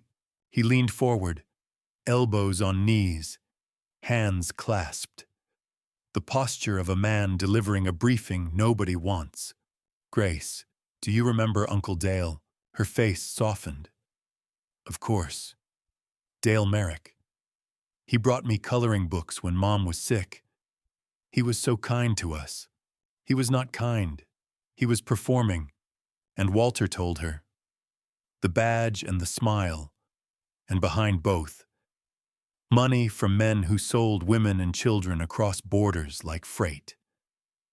The months of investigation, the nights praying he was wrong about his best friend, the gray morning in the federal parking lot, the coffee Walter had bought him 20 minutes earlier still warm when they took him away. I sent my best friend to prison for 12 years, and I would do it again. Why did you never tell me? You were 12. Your mother was gone. You had lost enough. I could not take Uncle Dale from you too. He paused. That mercy was my mistake. Grace's hand moved to her belly. An instinct. A shield. Her body understood before she did. And Dale was released 4 months ago, Walter said. He is behind everything that has been happening to me. The restaurant, the reviews, all of it. And there is something else. He took a printed page from his jacket and laid it on the coffee table. 2 photographs, side by side. On the left, Dale Merrick at 28, from his service file. On the right, a driver's license photo. Same jaw, same smile, same eyes. Dale has a son, Ryan Merrick. After the trial, he took his mother's maiden name. Walter watched his daughter's face. He goes by Ryan Cooper, the color drained from her like water from a sink. Slowly. Then all at once. No, he is not an attorney. Grace. No law degree, no license. Dale built him for this. Over 12 years of prison visits. And aimed him at you. No, Dad. No. You do not understand. He helped me. He drove me to my appointments. He was kind. She was reaching now, grabbing for proof, and she found the warmest piece she had. He even knew about the lunch notes. Your little notes. I started telling him and he finished it. Save me a cookie. He guessed it. Daddy. Word for word. Who guesses that? Only someone genuinely paying a 10. She stopped, because her father had gone very still, and his stillness was louder than a shout. Dad. He did not guess. Walter's voice came out low and careful. 2 nights ago, I opened your mother's photo box. There is a picture in it. Grace. You are 8 years old, doing homework at our kitchen table. Dale is beside you, and between you, unfolded on the wood, is one of my notes. Your mother wrote on the back of it. He closed his eyes and recited. Dale reading G's lunch notes again. Says Walt missed his calling as a poet. The word hung in the room. Again, Grace whispered. He read them all, memorized them, carried them into a prison cell, and spent 200 Saturdays teaching them to his son. That sentence you heard in the nursery was not a lucky guess. Sweetheart. It was a script. 26 years in the writing. Grace looked down at her hands as if they belonged to someone else. Every kindness. Replayed. Every coincidence. Recast. The swing set. The morning light. The hand on her shoulder. All of it written by an old man in a cell who hated her father. There is more, Walter said gently. And it is the worst of it. It is about your mother, he told her. The records, the 2 doctors, the symptoms that did not belong to cancer. The soup with the special touch, carried into their kitchen twice a week by the man she called Uncle. The man who brought flowers on Tuesdays. Grace did not cry at first. She went still, the way animals go still when the threat is too big to run from. Then her face came apart. Not all at once, but in pieces, like a wall surrendering brick by brick. The mouth, the chin, the eyes. And then she was sobbing, both hands on her belly, rocking forward in her mother's posture without knowing it. Walter knelt on the floor in front of his daughter and wrapped her up, one hand on the back of her head, the other on her shoulder, holding her together while she fell apart, the way he had the night her mother died. "Why did you not tell me sooner?" she whispered. "Because I was trying to protect you, the way I have always tried, even when I failed." Grace pulled back. Her face was swollen, her eyes red. But beneath the wreckage something was forming, something hard and bright, like a diamond coming out of the press. "You never failed me, Dad. Never. Not once in my whole life." Of all the words Walter had heard in 64 years, those broke him and rebuilt him in the same breath. They sat together on the floor of a living room where Ryan Cooper had sat 1 week ago, drinking her coffee, reciting his lines. Then Grace's phone buzzed on the table. She read the message, and Walter watched his daughter change one last time. The softness burned off. The tears stopped. What remained was something he recognized, because he had seen it in his own mirror. "Hey, beautiful. Found the perfect crib for the nursery. Can I bring it by tomorrow?" Grace looked up at her father. Her voice was steady, cold, clear. "What do you need me to do?" The next 5 days moved like a machine. Walter ran on 3 hours of sleep and the kind of cold calm that comes to a man with nothing left to lose except the people he loves. Every conversation was strategic. Every decision weighed against one question. Does this bring me closer to Dale? Laura Hensley assembled a team in the Savannah field office. Frank's files. The forensic opinions on Margaret. The flagged trafficking communications. Ryan's identity, confirmed through fingerprints from a college arrest he had forgotten. And as of Tuesday, one thing more. Frank called at 7 that morning. "The gray car. Rented 6 weeks ago. Cash. Through a leasing outfit in North Charleston. The account traces to a shell company. Walt. Registered to the same address as Merrick Consulting." A drag on a cigarette. "Your boy Dale has had a paid set of eyes on your daughter's street since before your window broke. The Bureau is going to love this. It also means the watcher is still out there. Count on it." That changed Grace's part.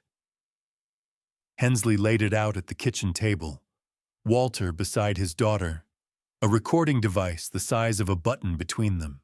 "Ha, Mima, we have enough to arrest Dale Merrick today," Hensley said. "Fraud, harassment, conspiracy, the surveillance. But if you want Margaret in the indictment, we need him talking. And to keep him comfortable enough to talk, his machine has to keep reporting that everything is normal, which means, Mrs. Hayes, you play this for 2 audiences. The boy on your couch and the man in the gray car." Grace looked at the button. 7 months pregnant, 4 days into the worst truth of her life, and her hands were steady. "Then I will give them both a show." Ryan came Wednesday at 2, carrying flowers and the easy smile his father had taught him. Grace made coffee. She let him talk about crib rails and school districts. She laughed in the right places. The device sat inside her collar and through the front window, down the block. The gray sedan idled like a patient animal, and Grace never once let her eyes drift toward it. Then, near the end. She dropped the stone into the pond. "Can I tell you something? Ryan, my dad has been acting strange lately. Stressed, paranoid, almost. I am worried about him." Ryan leaned back and crossed his ankle over his knee. And for half a second, the mask did not just slip. It smiled. "Your grandfather will not be a problem much longer," he said. Then he heard himself, and the salesman came back. "The stress. I mean, the restaurant. It works itself out." Grace held her smile and poured more coffee, and her hands did not shake until his car turned the corner. The recording was clean. Hensley played it twice and said one word: admissible. While the FBI built its cage, Walter placed his last piece on the board. It took 2 days. A referral from Ron and a call from Hensley to a nonprofit in Atlanta that served survivors of trafficking. The director refused twice before she relented. And then a voice came on the line, steady and careful. The voice of a woman who measured every syllable because there had been years of her life when she controlled nothing else. "Mr. Briggs, they tell me you have information about Dale Merrick. He is out. He is rebuilding, and the Bureau is closing a hand around him. But before that hand closes, I am going to sit across a table from him. I want him to see the cost of what he did. Not just to me, to the people he sold." 10 seconds of silence. Walter counted them. "When I was 16 when they took me," Elena Vasquez said. 3 years in basements, sold 4 times. The second sale moved on paperwork Dale Merrick signed. I saw his name at the trial, next to a column of numbers. One of the numbers was me. A breath. He never once looked at me. I was not a person. I was a line item. "I am sorry." "Do not be sorry. Tell me where and when." "Charleston. Friday night. A pub called O'Sullivan's." "I will be there." Thursday evening. Walter sat alone in his living room with Margaret's photograph watching from the shelf, and dialed a number Frank had pulled from the carrier records. It rang 4 times. "Hello." Older, rougher, but unmistakable. Some voices you carry the way you carry scars, not because you choose to, but because the wound went deep enough to leave a mark. "Dale, it is Walt." Silence. Then a laugh, low and slow and satisfied. The laugh of a man who had been waiting 18 years for his phone to ring. Well. "Walter Briggs, I was wondering when you would figure it out. O'Sullivan's, tomorrow night, 8 o'clock. The table in the back corner, where we used to sit after shift. What makes you think I would come? Because you have been waiting 18 years to sit across from me and tell me what you did, and I am giving you the chance." Another laugh. "You always did know me better than anyone. Walt, I will be there. Come alone." "Likewise. And Walt, bring your appetite. We have a lot to catch up on." The line went dead. Walter set the phone down and breathed out. Slow. The way you breathe after the first shot is fired, and the world has not yet decided which way to fall. Nadine stood in the doorway. She had heard all of it. Her face was pale, but her eyes were steady. And Walter loved her so much in that moment that it hurt to look at her. Promise me you will come home," she said. He crossed the room and took her hands. The woman who had come into his life like a second sunrise, who had loved him through grief and silence, and now through a war neither of them had asked for. "I promise. But first I am going to make him face every sin he has ever committed." He kissed her forehead. Every single one. O'Sullivan's had not changed in 25 years. Same dark paneling, same brass rail, same dim light that turned every face into half a shadow. It was the kind of place that survived by refusing to become anything other than what it was. Walter arrived at 7:30 and took the back corner table, the one near the emergency exit, the one with the cracked leather bench where he and Dale had sat 100 times after long shifts. He ordered 2 glasses of Maker's Mark. Neat. One for himself. One for the man he had once loved like a brother and had come here to bury. The wire was taped to his chest. Ron sat in a van 2 blocks out, monitoring the feed. Hensley waited in a second vehicle with 3 agents.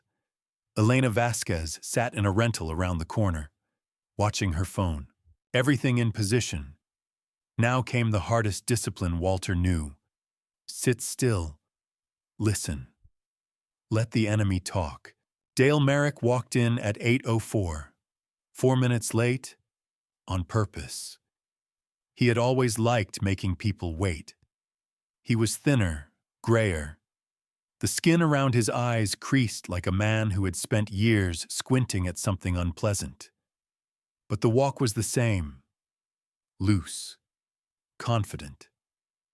The walk of a man who believed he owned every room he entered. He spotted Walter and smiled. Not warmth. A trophy smile. Walter Briggs, you look old. You look thin. Prison food. Dale slid onto the bench and lifted the whiskey. Then he paused, and his smile sharpened. You bought me a drink, just like that last morning. Coffee, 2 sugars, no cream, 20 minutes before they put me in the car. Sentiment. Walt. It was always your weakness. It is why this was so easy. You wanted to talk? Talk. Dale leaned back, and his eyes took on a light that was not joy but something adjacent to it. Satisfaction. 18 years of rehearsal. Finally on stage. Where to begin? The restaurant. That was my favorite. Watching you work harder, wake earlier, cook better, and none of it mattering because I was never attacking your food. I was attacking your name. A man like you cannot rebuild a name with his hands. Walter said nothing. Silence was doing his work for him. The photographs were elegant, though. Digital artist in Romania. 4 hours of work. Dale turned the glass slowly. But the motel. Walt. The motel was the art. The Palmetto Rest. Did your wife ever tell you why that one cut so deep? No. She told a grief counselor, years ago, at her old church. And here is the thing about this country. Paper never dies. It just waits for somebody patient enough to buy it. $20 and a stamp. And I owned the worst night of her life. I did not need the photographs to be good. I only needed them to be addressed correctly. Walter's hands lay flat on the table. Stone, you have been watching us. Watching? Dale laughed softly. Walt, I have a video of you whispering to a dead woman's picture. Every night, after close. My man filmed it through your back window. I used to play it in the evenings. He leaned forward. That is what 18 years buys. I do not hate you in general. I hate you in detail. There it was. The 9th review. The county file. The same dark window. One author, confessing to all of it on a federal wire. And the report to Children's Services, that was personal. You took the thing I loved most. I wanted you to feel a hand reach into your life and close around the thing you love most. A grandchild you had not even met. He shrugged. Symmetry. And grace, sending your own son after my pregnant daughter. Something flickered. He had not expected Walter to have Ryan. Then the pride came back. Worse than anger. Ryan is a good boy. He does what I ask because he understands loyalty, a concept that always escaped you. But I was loyal to the women and children your partners were selling. Dale's face hardened. Do not lecture me. You have no idea what the world looks like from inside a cell. You think turning me in made you righteous. It made you a traitor. You betrayed your brother. You were taking money from traffickers. Dale! I was surviving. People died. He waved his hand, brushing the dead away like smoke. Collateral damage. Everyone in that business understood the risks. Walter leaned forward. This was the moment he had driven 80 miles for, the one Margaret deserved. Speaking of collateral damage, his voice dropped low and even. Margaret, Dale went still. Not surprised still, recognizing still. The stillness of a man hearing the one name he had spent years not thinking about. What about Margaret? You were in my house every day she was dying, cooking for her, feeding her, soup with your own special touch. Everyone thought you were being kind. I was being kind. Were you? Dale held his eyes. The silence between the two whiskey glasses thickened like smoke. When he finally spoke, each word came out measured, placed like stones across dark water. She was collateral damage. You should have minded your own business. Walt, everything that happened, everything is on you. You could not leave well enough alone. Not a confession, not quite. But close enough to make a prosecutor lean toward a speaker 2 blocks away, and a jury's stomach turn someday soon. Walter held Dale's gaze for 3 more seconds. Then he reached under the table and sent one word. Now. The front door of O'Sullivan's opened. A woman walked in. 40 years old, dark-haired, plain gray coat. Not tall, not imposing. But she carried a stillness that comes only from surviving something that should have killed you. Dale glanced up, annoyed at the interruption. Then his face changed. The color left it like light leaving a room at sunset, slowly. Then all at once, he knew her. Elena Vasquez stopped 3 feet from the table. She did not sit. Some things are said best from a height. Looking down at the man who deserves to feel small, Dale's mouth opened. Nothing came out. His hand was still wrapped around the whiskey, but his fingers had gone white. He stared at her the way a man stares at a door he was certain he had locked. When it swings open in the middle of the night. Do you remember me? She said. Her voice was not loud. It did not need to be.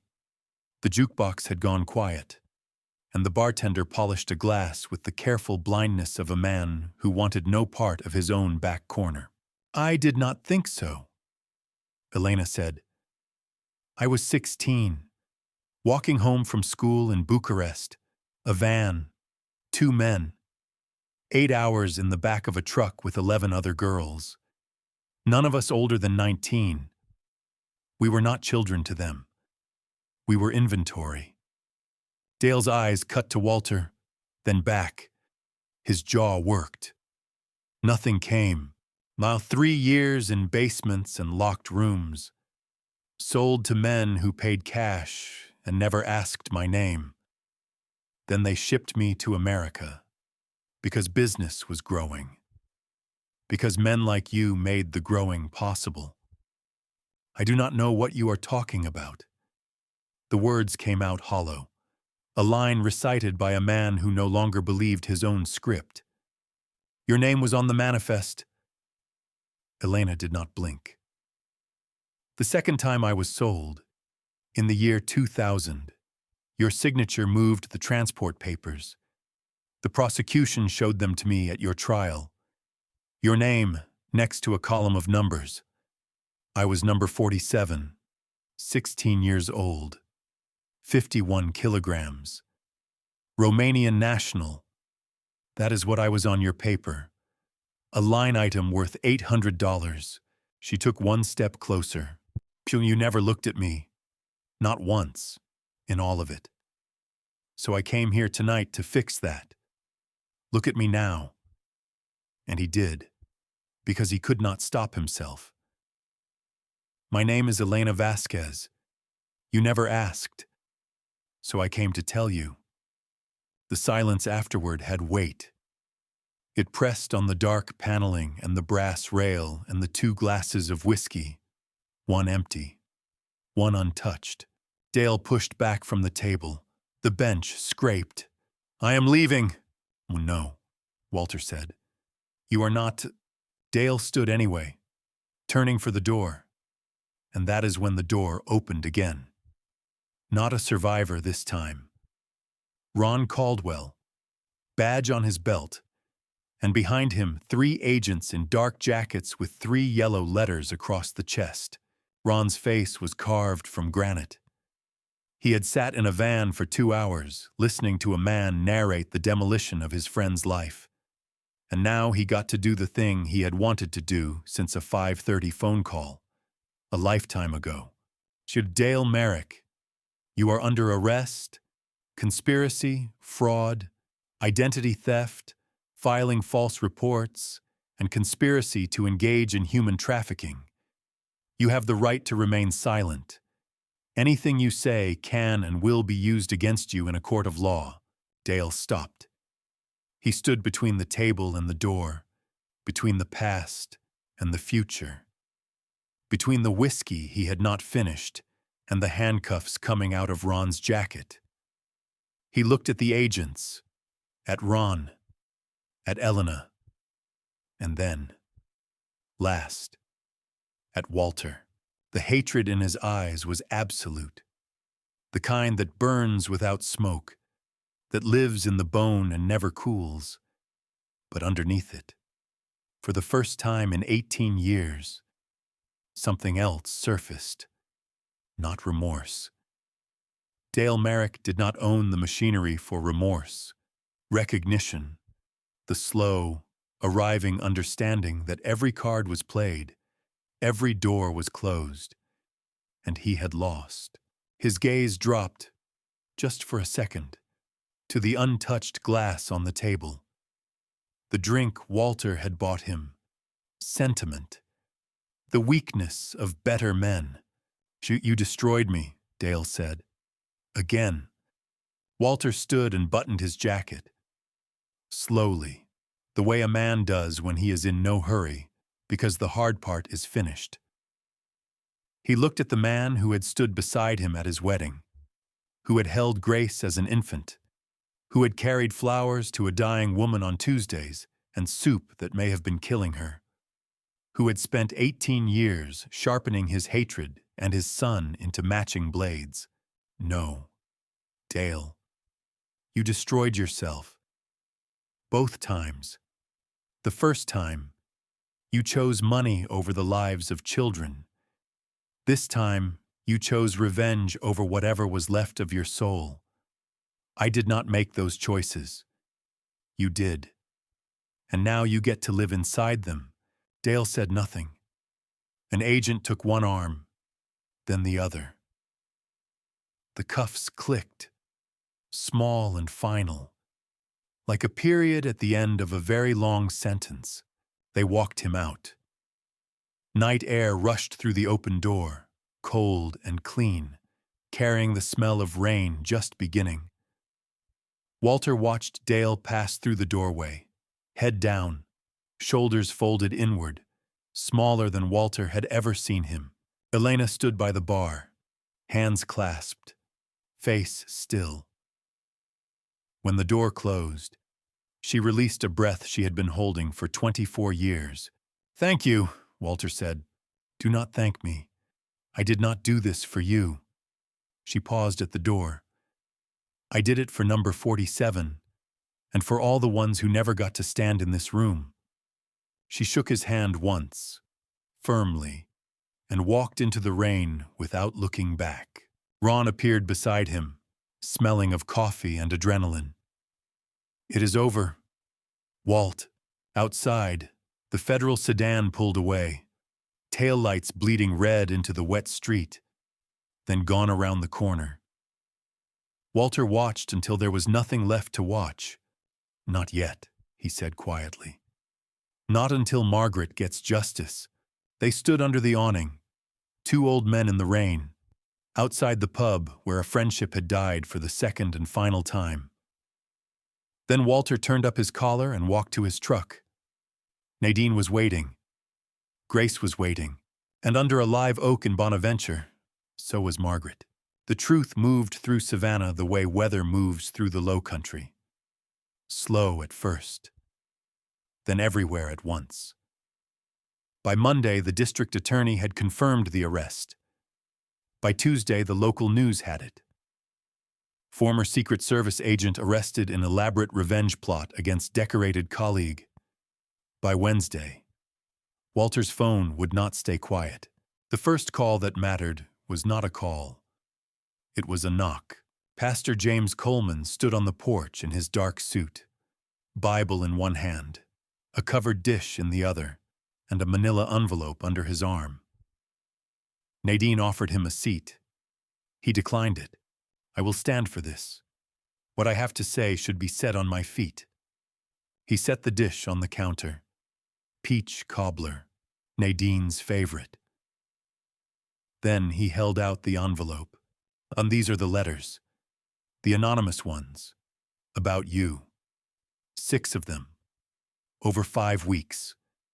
I should have burned them the day the first one came. Instead, I let them burn you. His voice caught.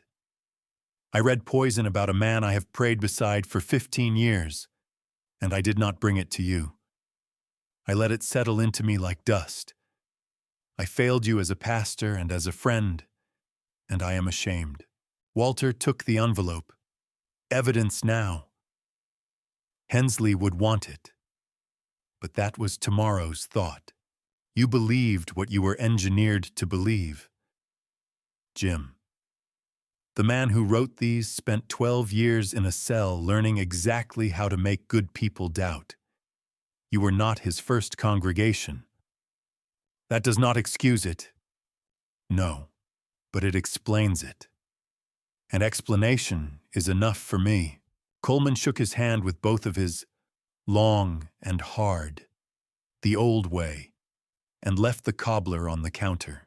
The neighbors came after, not all at once, and not all of them, but enough. Bill Henderson called about the fishing trip he had canceled. Mrs. Patterson stood on the porch with flowers for 10 minutes before she found the words. Others sent cards, or just waved across the street, slower than before, more deliberately, the way people wave when their hands are trying to say what their mouths cannot. Walter accepted every apology the same way, with grace, without bitterness, and without pretending it had not mattered. Every turned back had cut him. Pretending otherwise would have been one more lie, and Walter was finished with lies. Thursday, Ron called. They took Ryan this morning at his apartment. No resistance. Asked for a lawyer before they finished reading his rights. A pause. Walt, you need to hear what they found. 300 texts to his father on an encrypted phone. And in the desk, a notebook, Dale's letters from Yazoo City, going back 10 years, scripts, Walt, actual scripts, what to say to a lonely woman, how to stand, when to touch a shoulder and for exactly how long, and one page, photocopied so many times the ink is gray. Ron exhaled. It is your lunch notes, all of them. Near as we can tell. Written out in Dale's hand. Braver than you think. Save me a cookie. There is even a margin note. Use sparingly. High value. Walter closed his eyes. High value. His love for his daughter. weighed and priced like contraband, by a man taking inventory in a prison cell.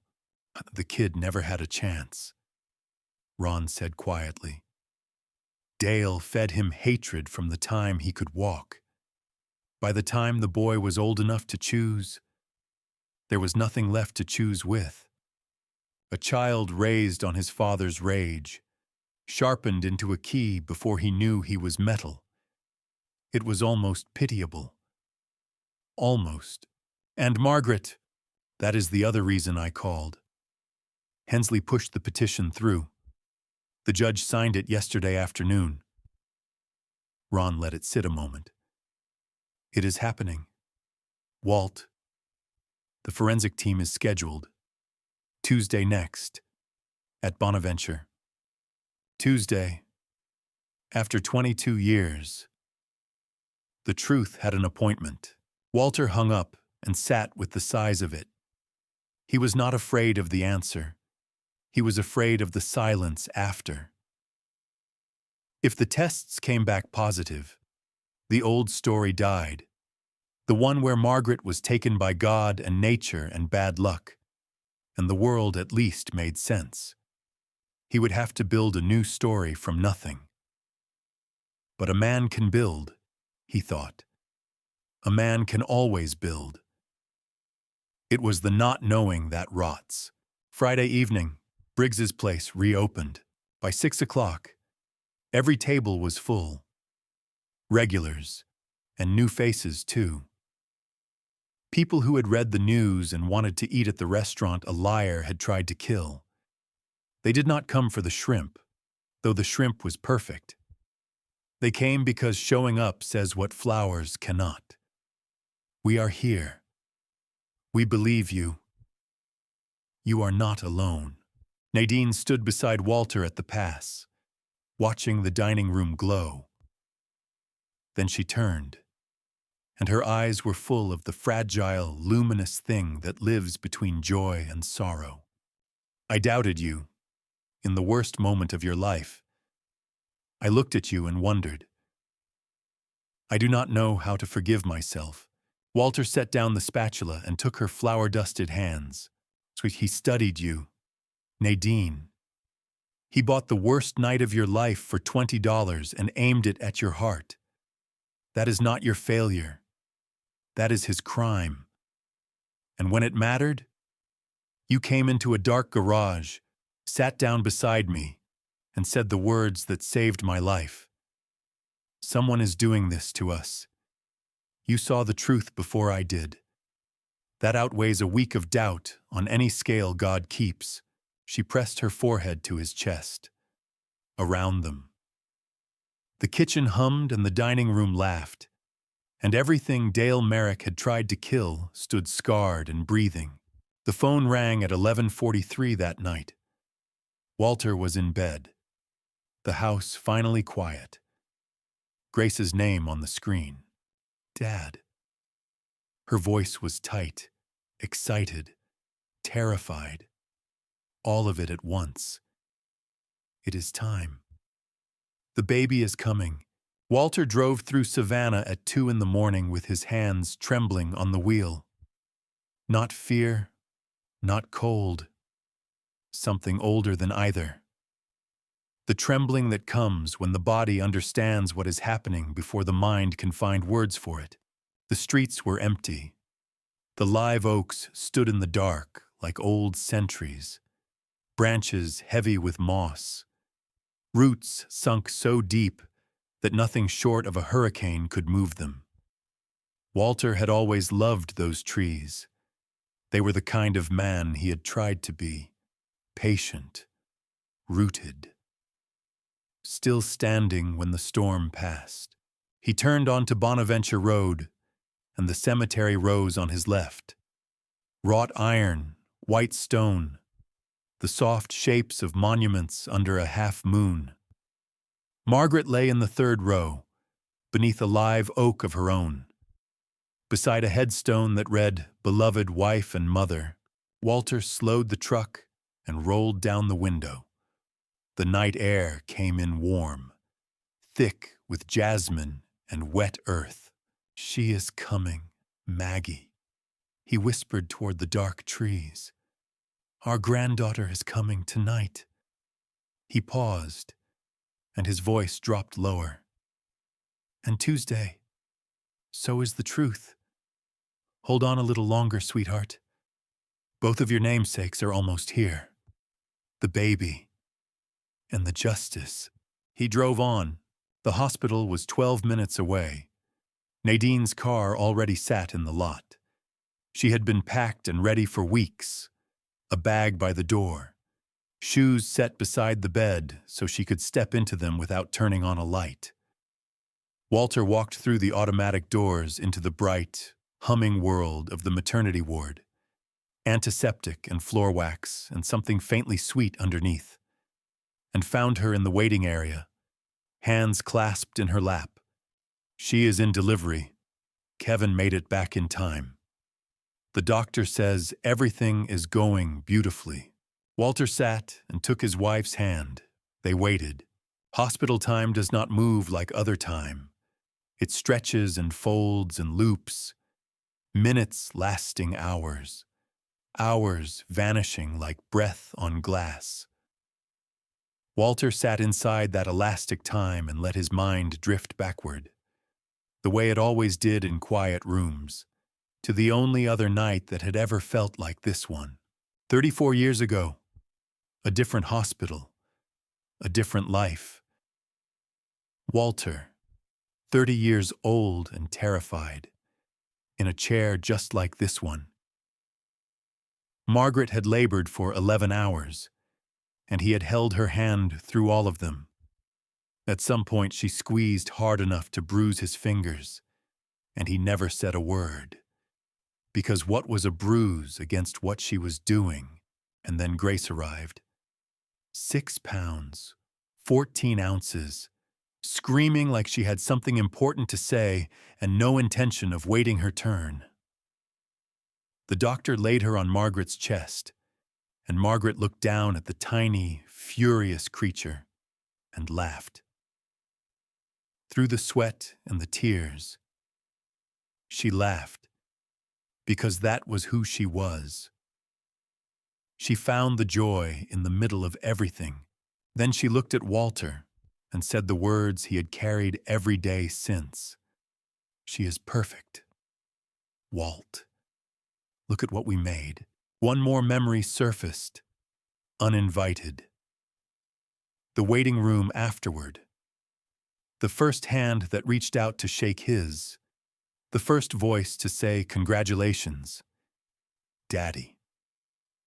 It had belonged to Dale Merrick, grinning, proud, already inside the frame of Walter's most sacred night.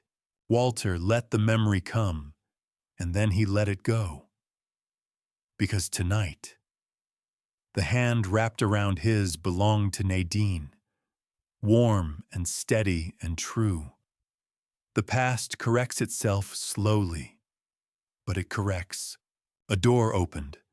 A nurse appeared with the particular smile of someone who witnesses miracles for a living and has never once gotten tired of it. Mr. Briggs. Congratulations, Grandpa. Would you like to meet your granddaughter? Walter stood on legs that were not entirely solid. Nadine squeezed his arm. They walked down the hallway, past rooms where other families were living their own versions of this moment, and into the one where Grace lay propped against pillows, exhausted and radiant, holding a bundle so small it seemed impossible that it held an entire life. Dad, she said, and her voice cracked in the most beautiful way. Come here. Grace lifted the bundle into his arms with the care of someone handing over the most precious thing in the world, which is exactly what she was doing. The baby weighed almost nothing, a warm, impossible lightness against his chest. Her eyes were closed. Her fists were clenched, ready for an argument. Her mouth moved in tiny, practicing motions. rehearsing a life she did not yet know she had been given. "What is her name?" Walter asked, and his voice was not steady, and he did not care. Grace smiled, her mother's smile, the one that squeezed the light in. "Her name is Margaret, after Mom, so that every time you hold her, you will know Mom is still here, in all of us." Walter looked down at the sleeping face. Margaret. Little Margaret. Named for a woman who danced to Motown in the kitchen and laughed at her own jokes and held his face in both hands and told him their daughter was perfect. Named for a woman who deserved more justice than the world had given her. It was coming, that justice. Tuesday, under the live oak. But that belonged to Tuesday. He carried the baby to the window. Outside. The dark was thinning at the edges, giving way to pale blue, then to gold along the rooftops.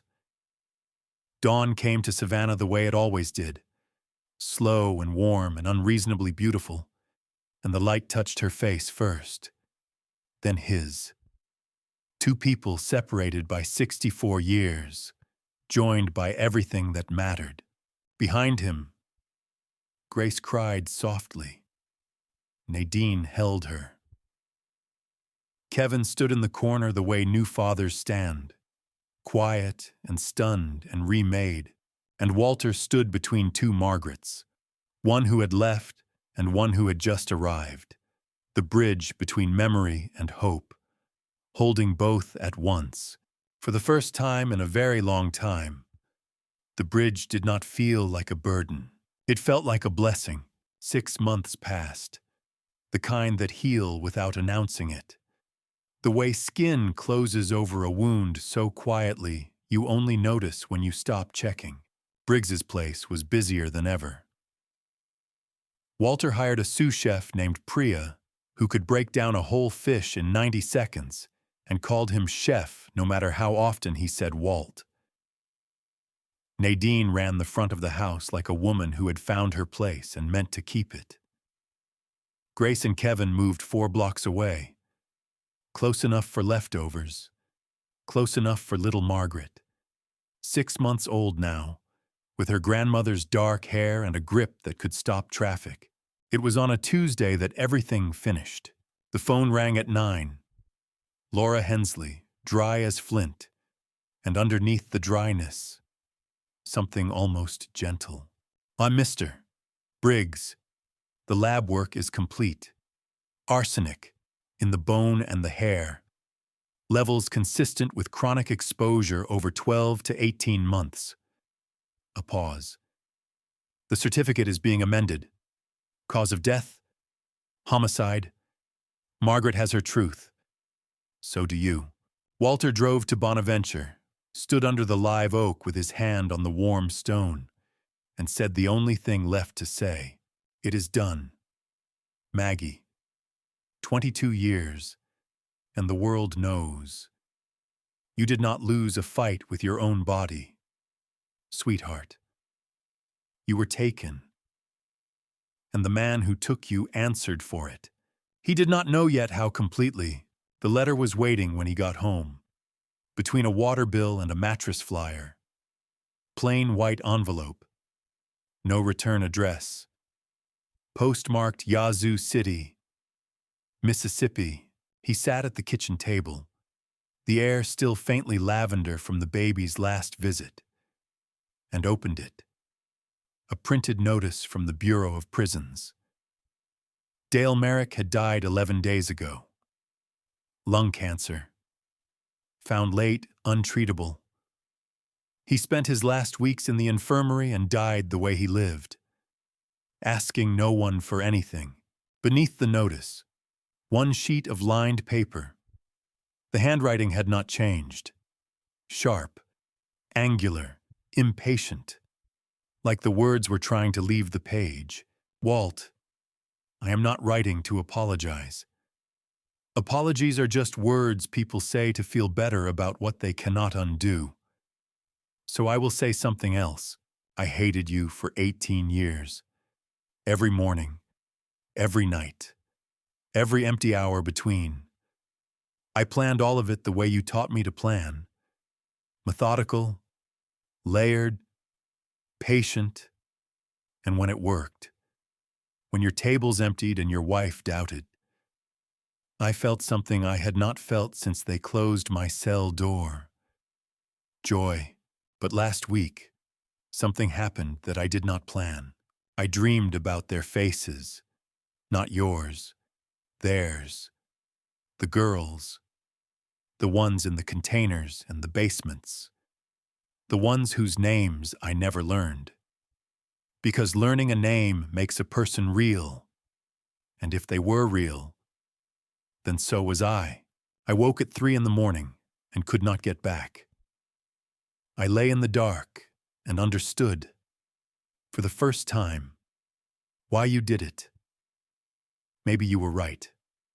Walt, maybe the man who stood in my way was not a traitor. I do not have a word for what he was. Men like me never learn that vocabulary. I will never say this to your face. I am too proud and too close to the end. But the dead do not lie, and I will be dead before this reaches you. And the only honest thing I have left is this pencil and the faces that will not let me sleep. Dale. Walter read it twice, folded it along its creases, and sat a long time while the refrigerator hummed and a cardinal sang 3 notes in the magnolia. The world turning on, indifferent to the small earthquake inside one man's chest. Dale had never confessed to Margaret. Not in a bar, not in a courtroom, not even in a letter written on the edge of the grave. He did not need to. That same morning, the bones had already testified. Walter did not cry. He had done his crying. What he felt was quieter than grief and steadier than relief. Even in the darkest corner of a man's soul, a seed can survive, not grow, not bloom, survive. And some nights, survival is the only sermon there is. He walked to the garage, opened the metal box, and laid the letter beside the photograph of 2 young men in matching suits who believed the world could not touch them. He closed the lid and slid it to the back of the shelf. The past lived there now. He was done visiting. Out on the porch, the sun lay warm across the boards. Nadine knelt in her herb garden. Grace sat on the steps with little Margaret, narrating a butterfly. 3 generations in one square of golden light. Everything he had fought for. Breathing.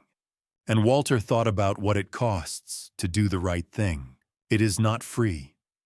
It cost him his best friend, his peace, nearly his marriage, and 22 years of grieving a lie. The right thing does not come with a reward.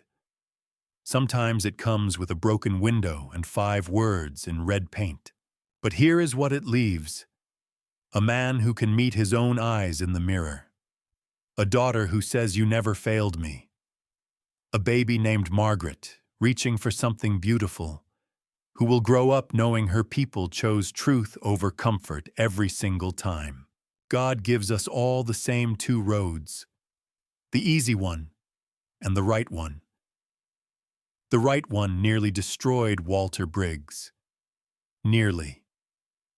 And then it led him here. This porch. This light. These 3 faces. That is enough. That is more than enough. That is everything. If this story reached your heart, tell me in the comments. Tell me about a time doing the right thing cost you something, and whether you would pay it again. Share this with someone at their own crossroads, because sometimes the right story finds us at the right moment. And subscribe so you do not miss the next one. God bless you for staying with me until the end. I will see you in the next story.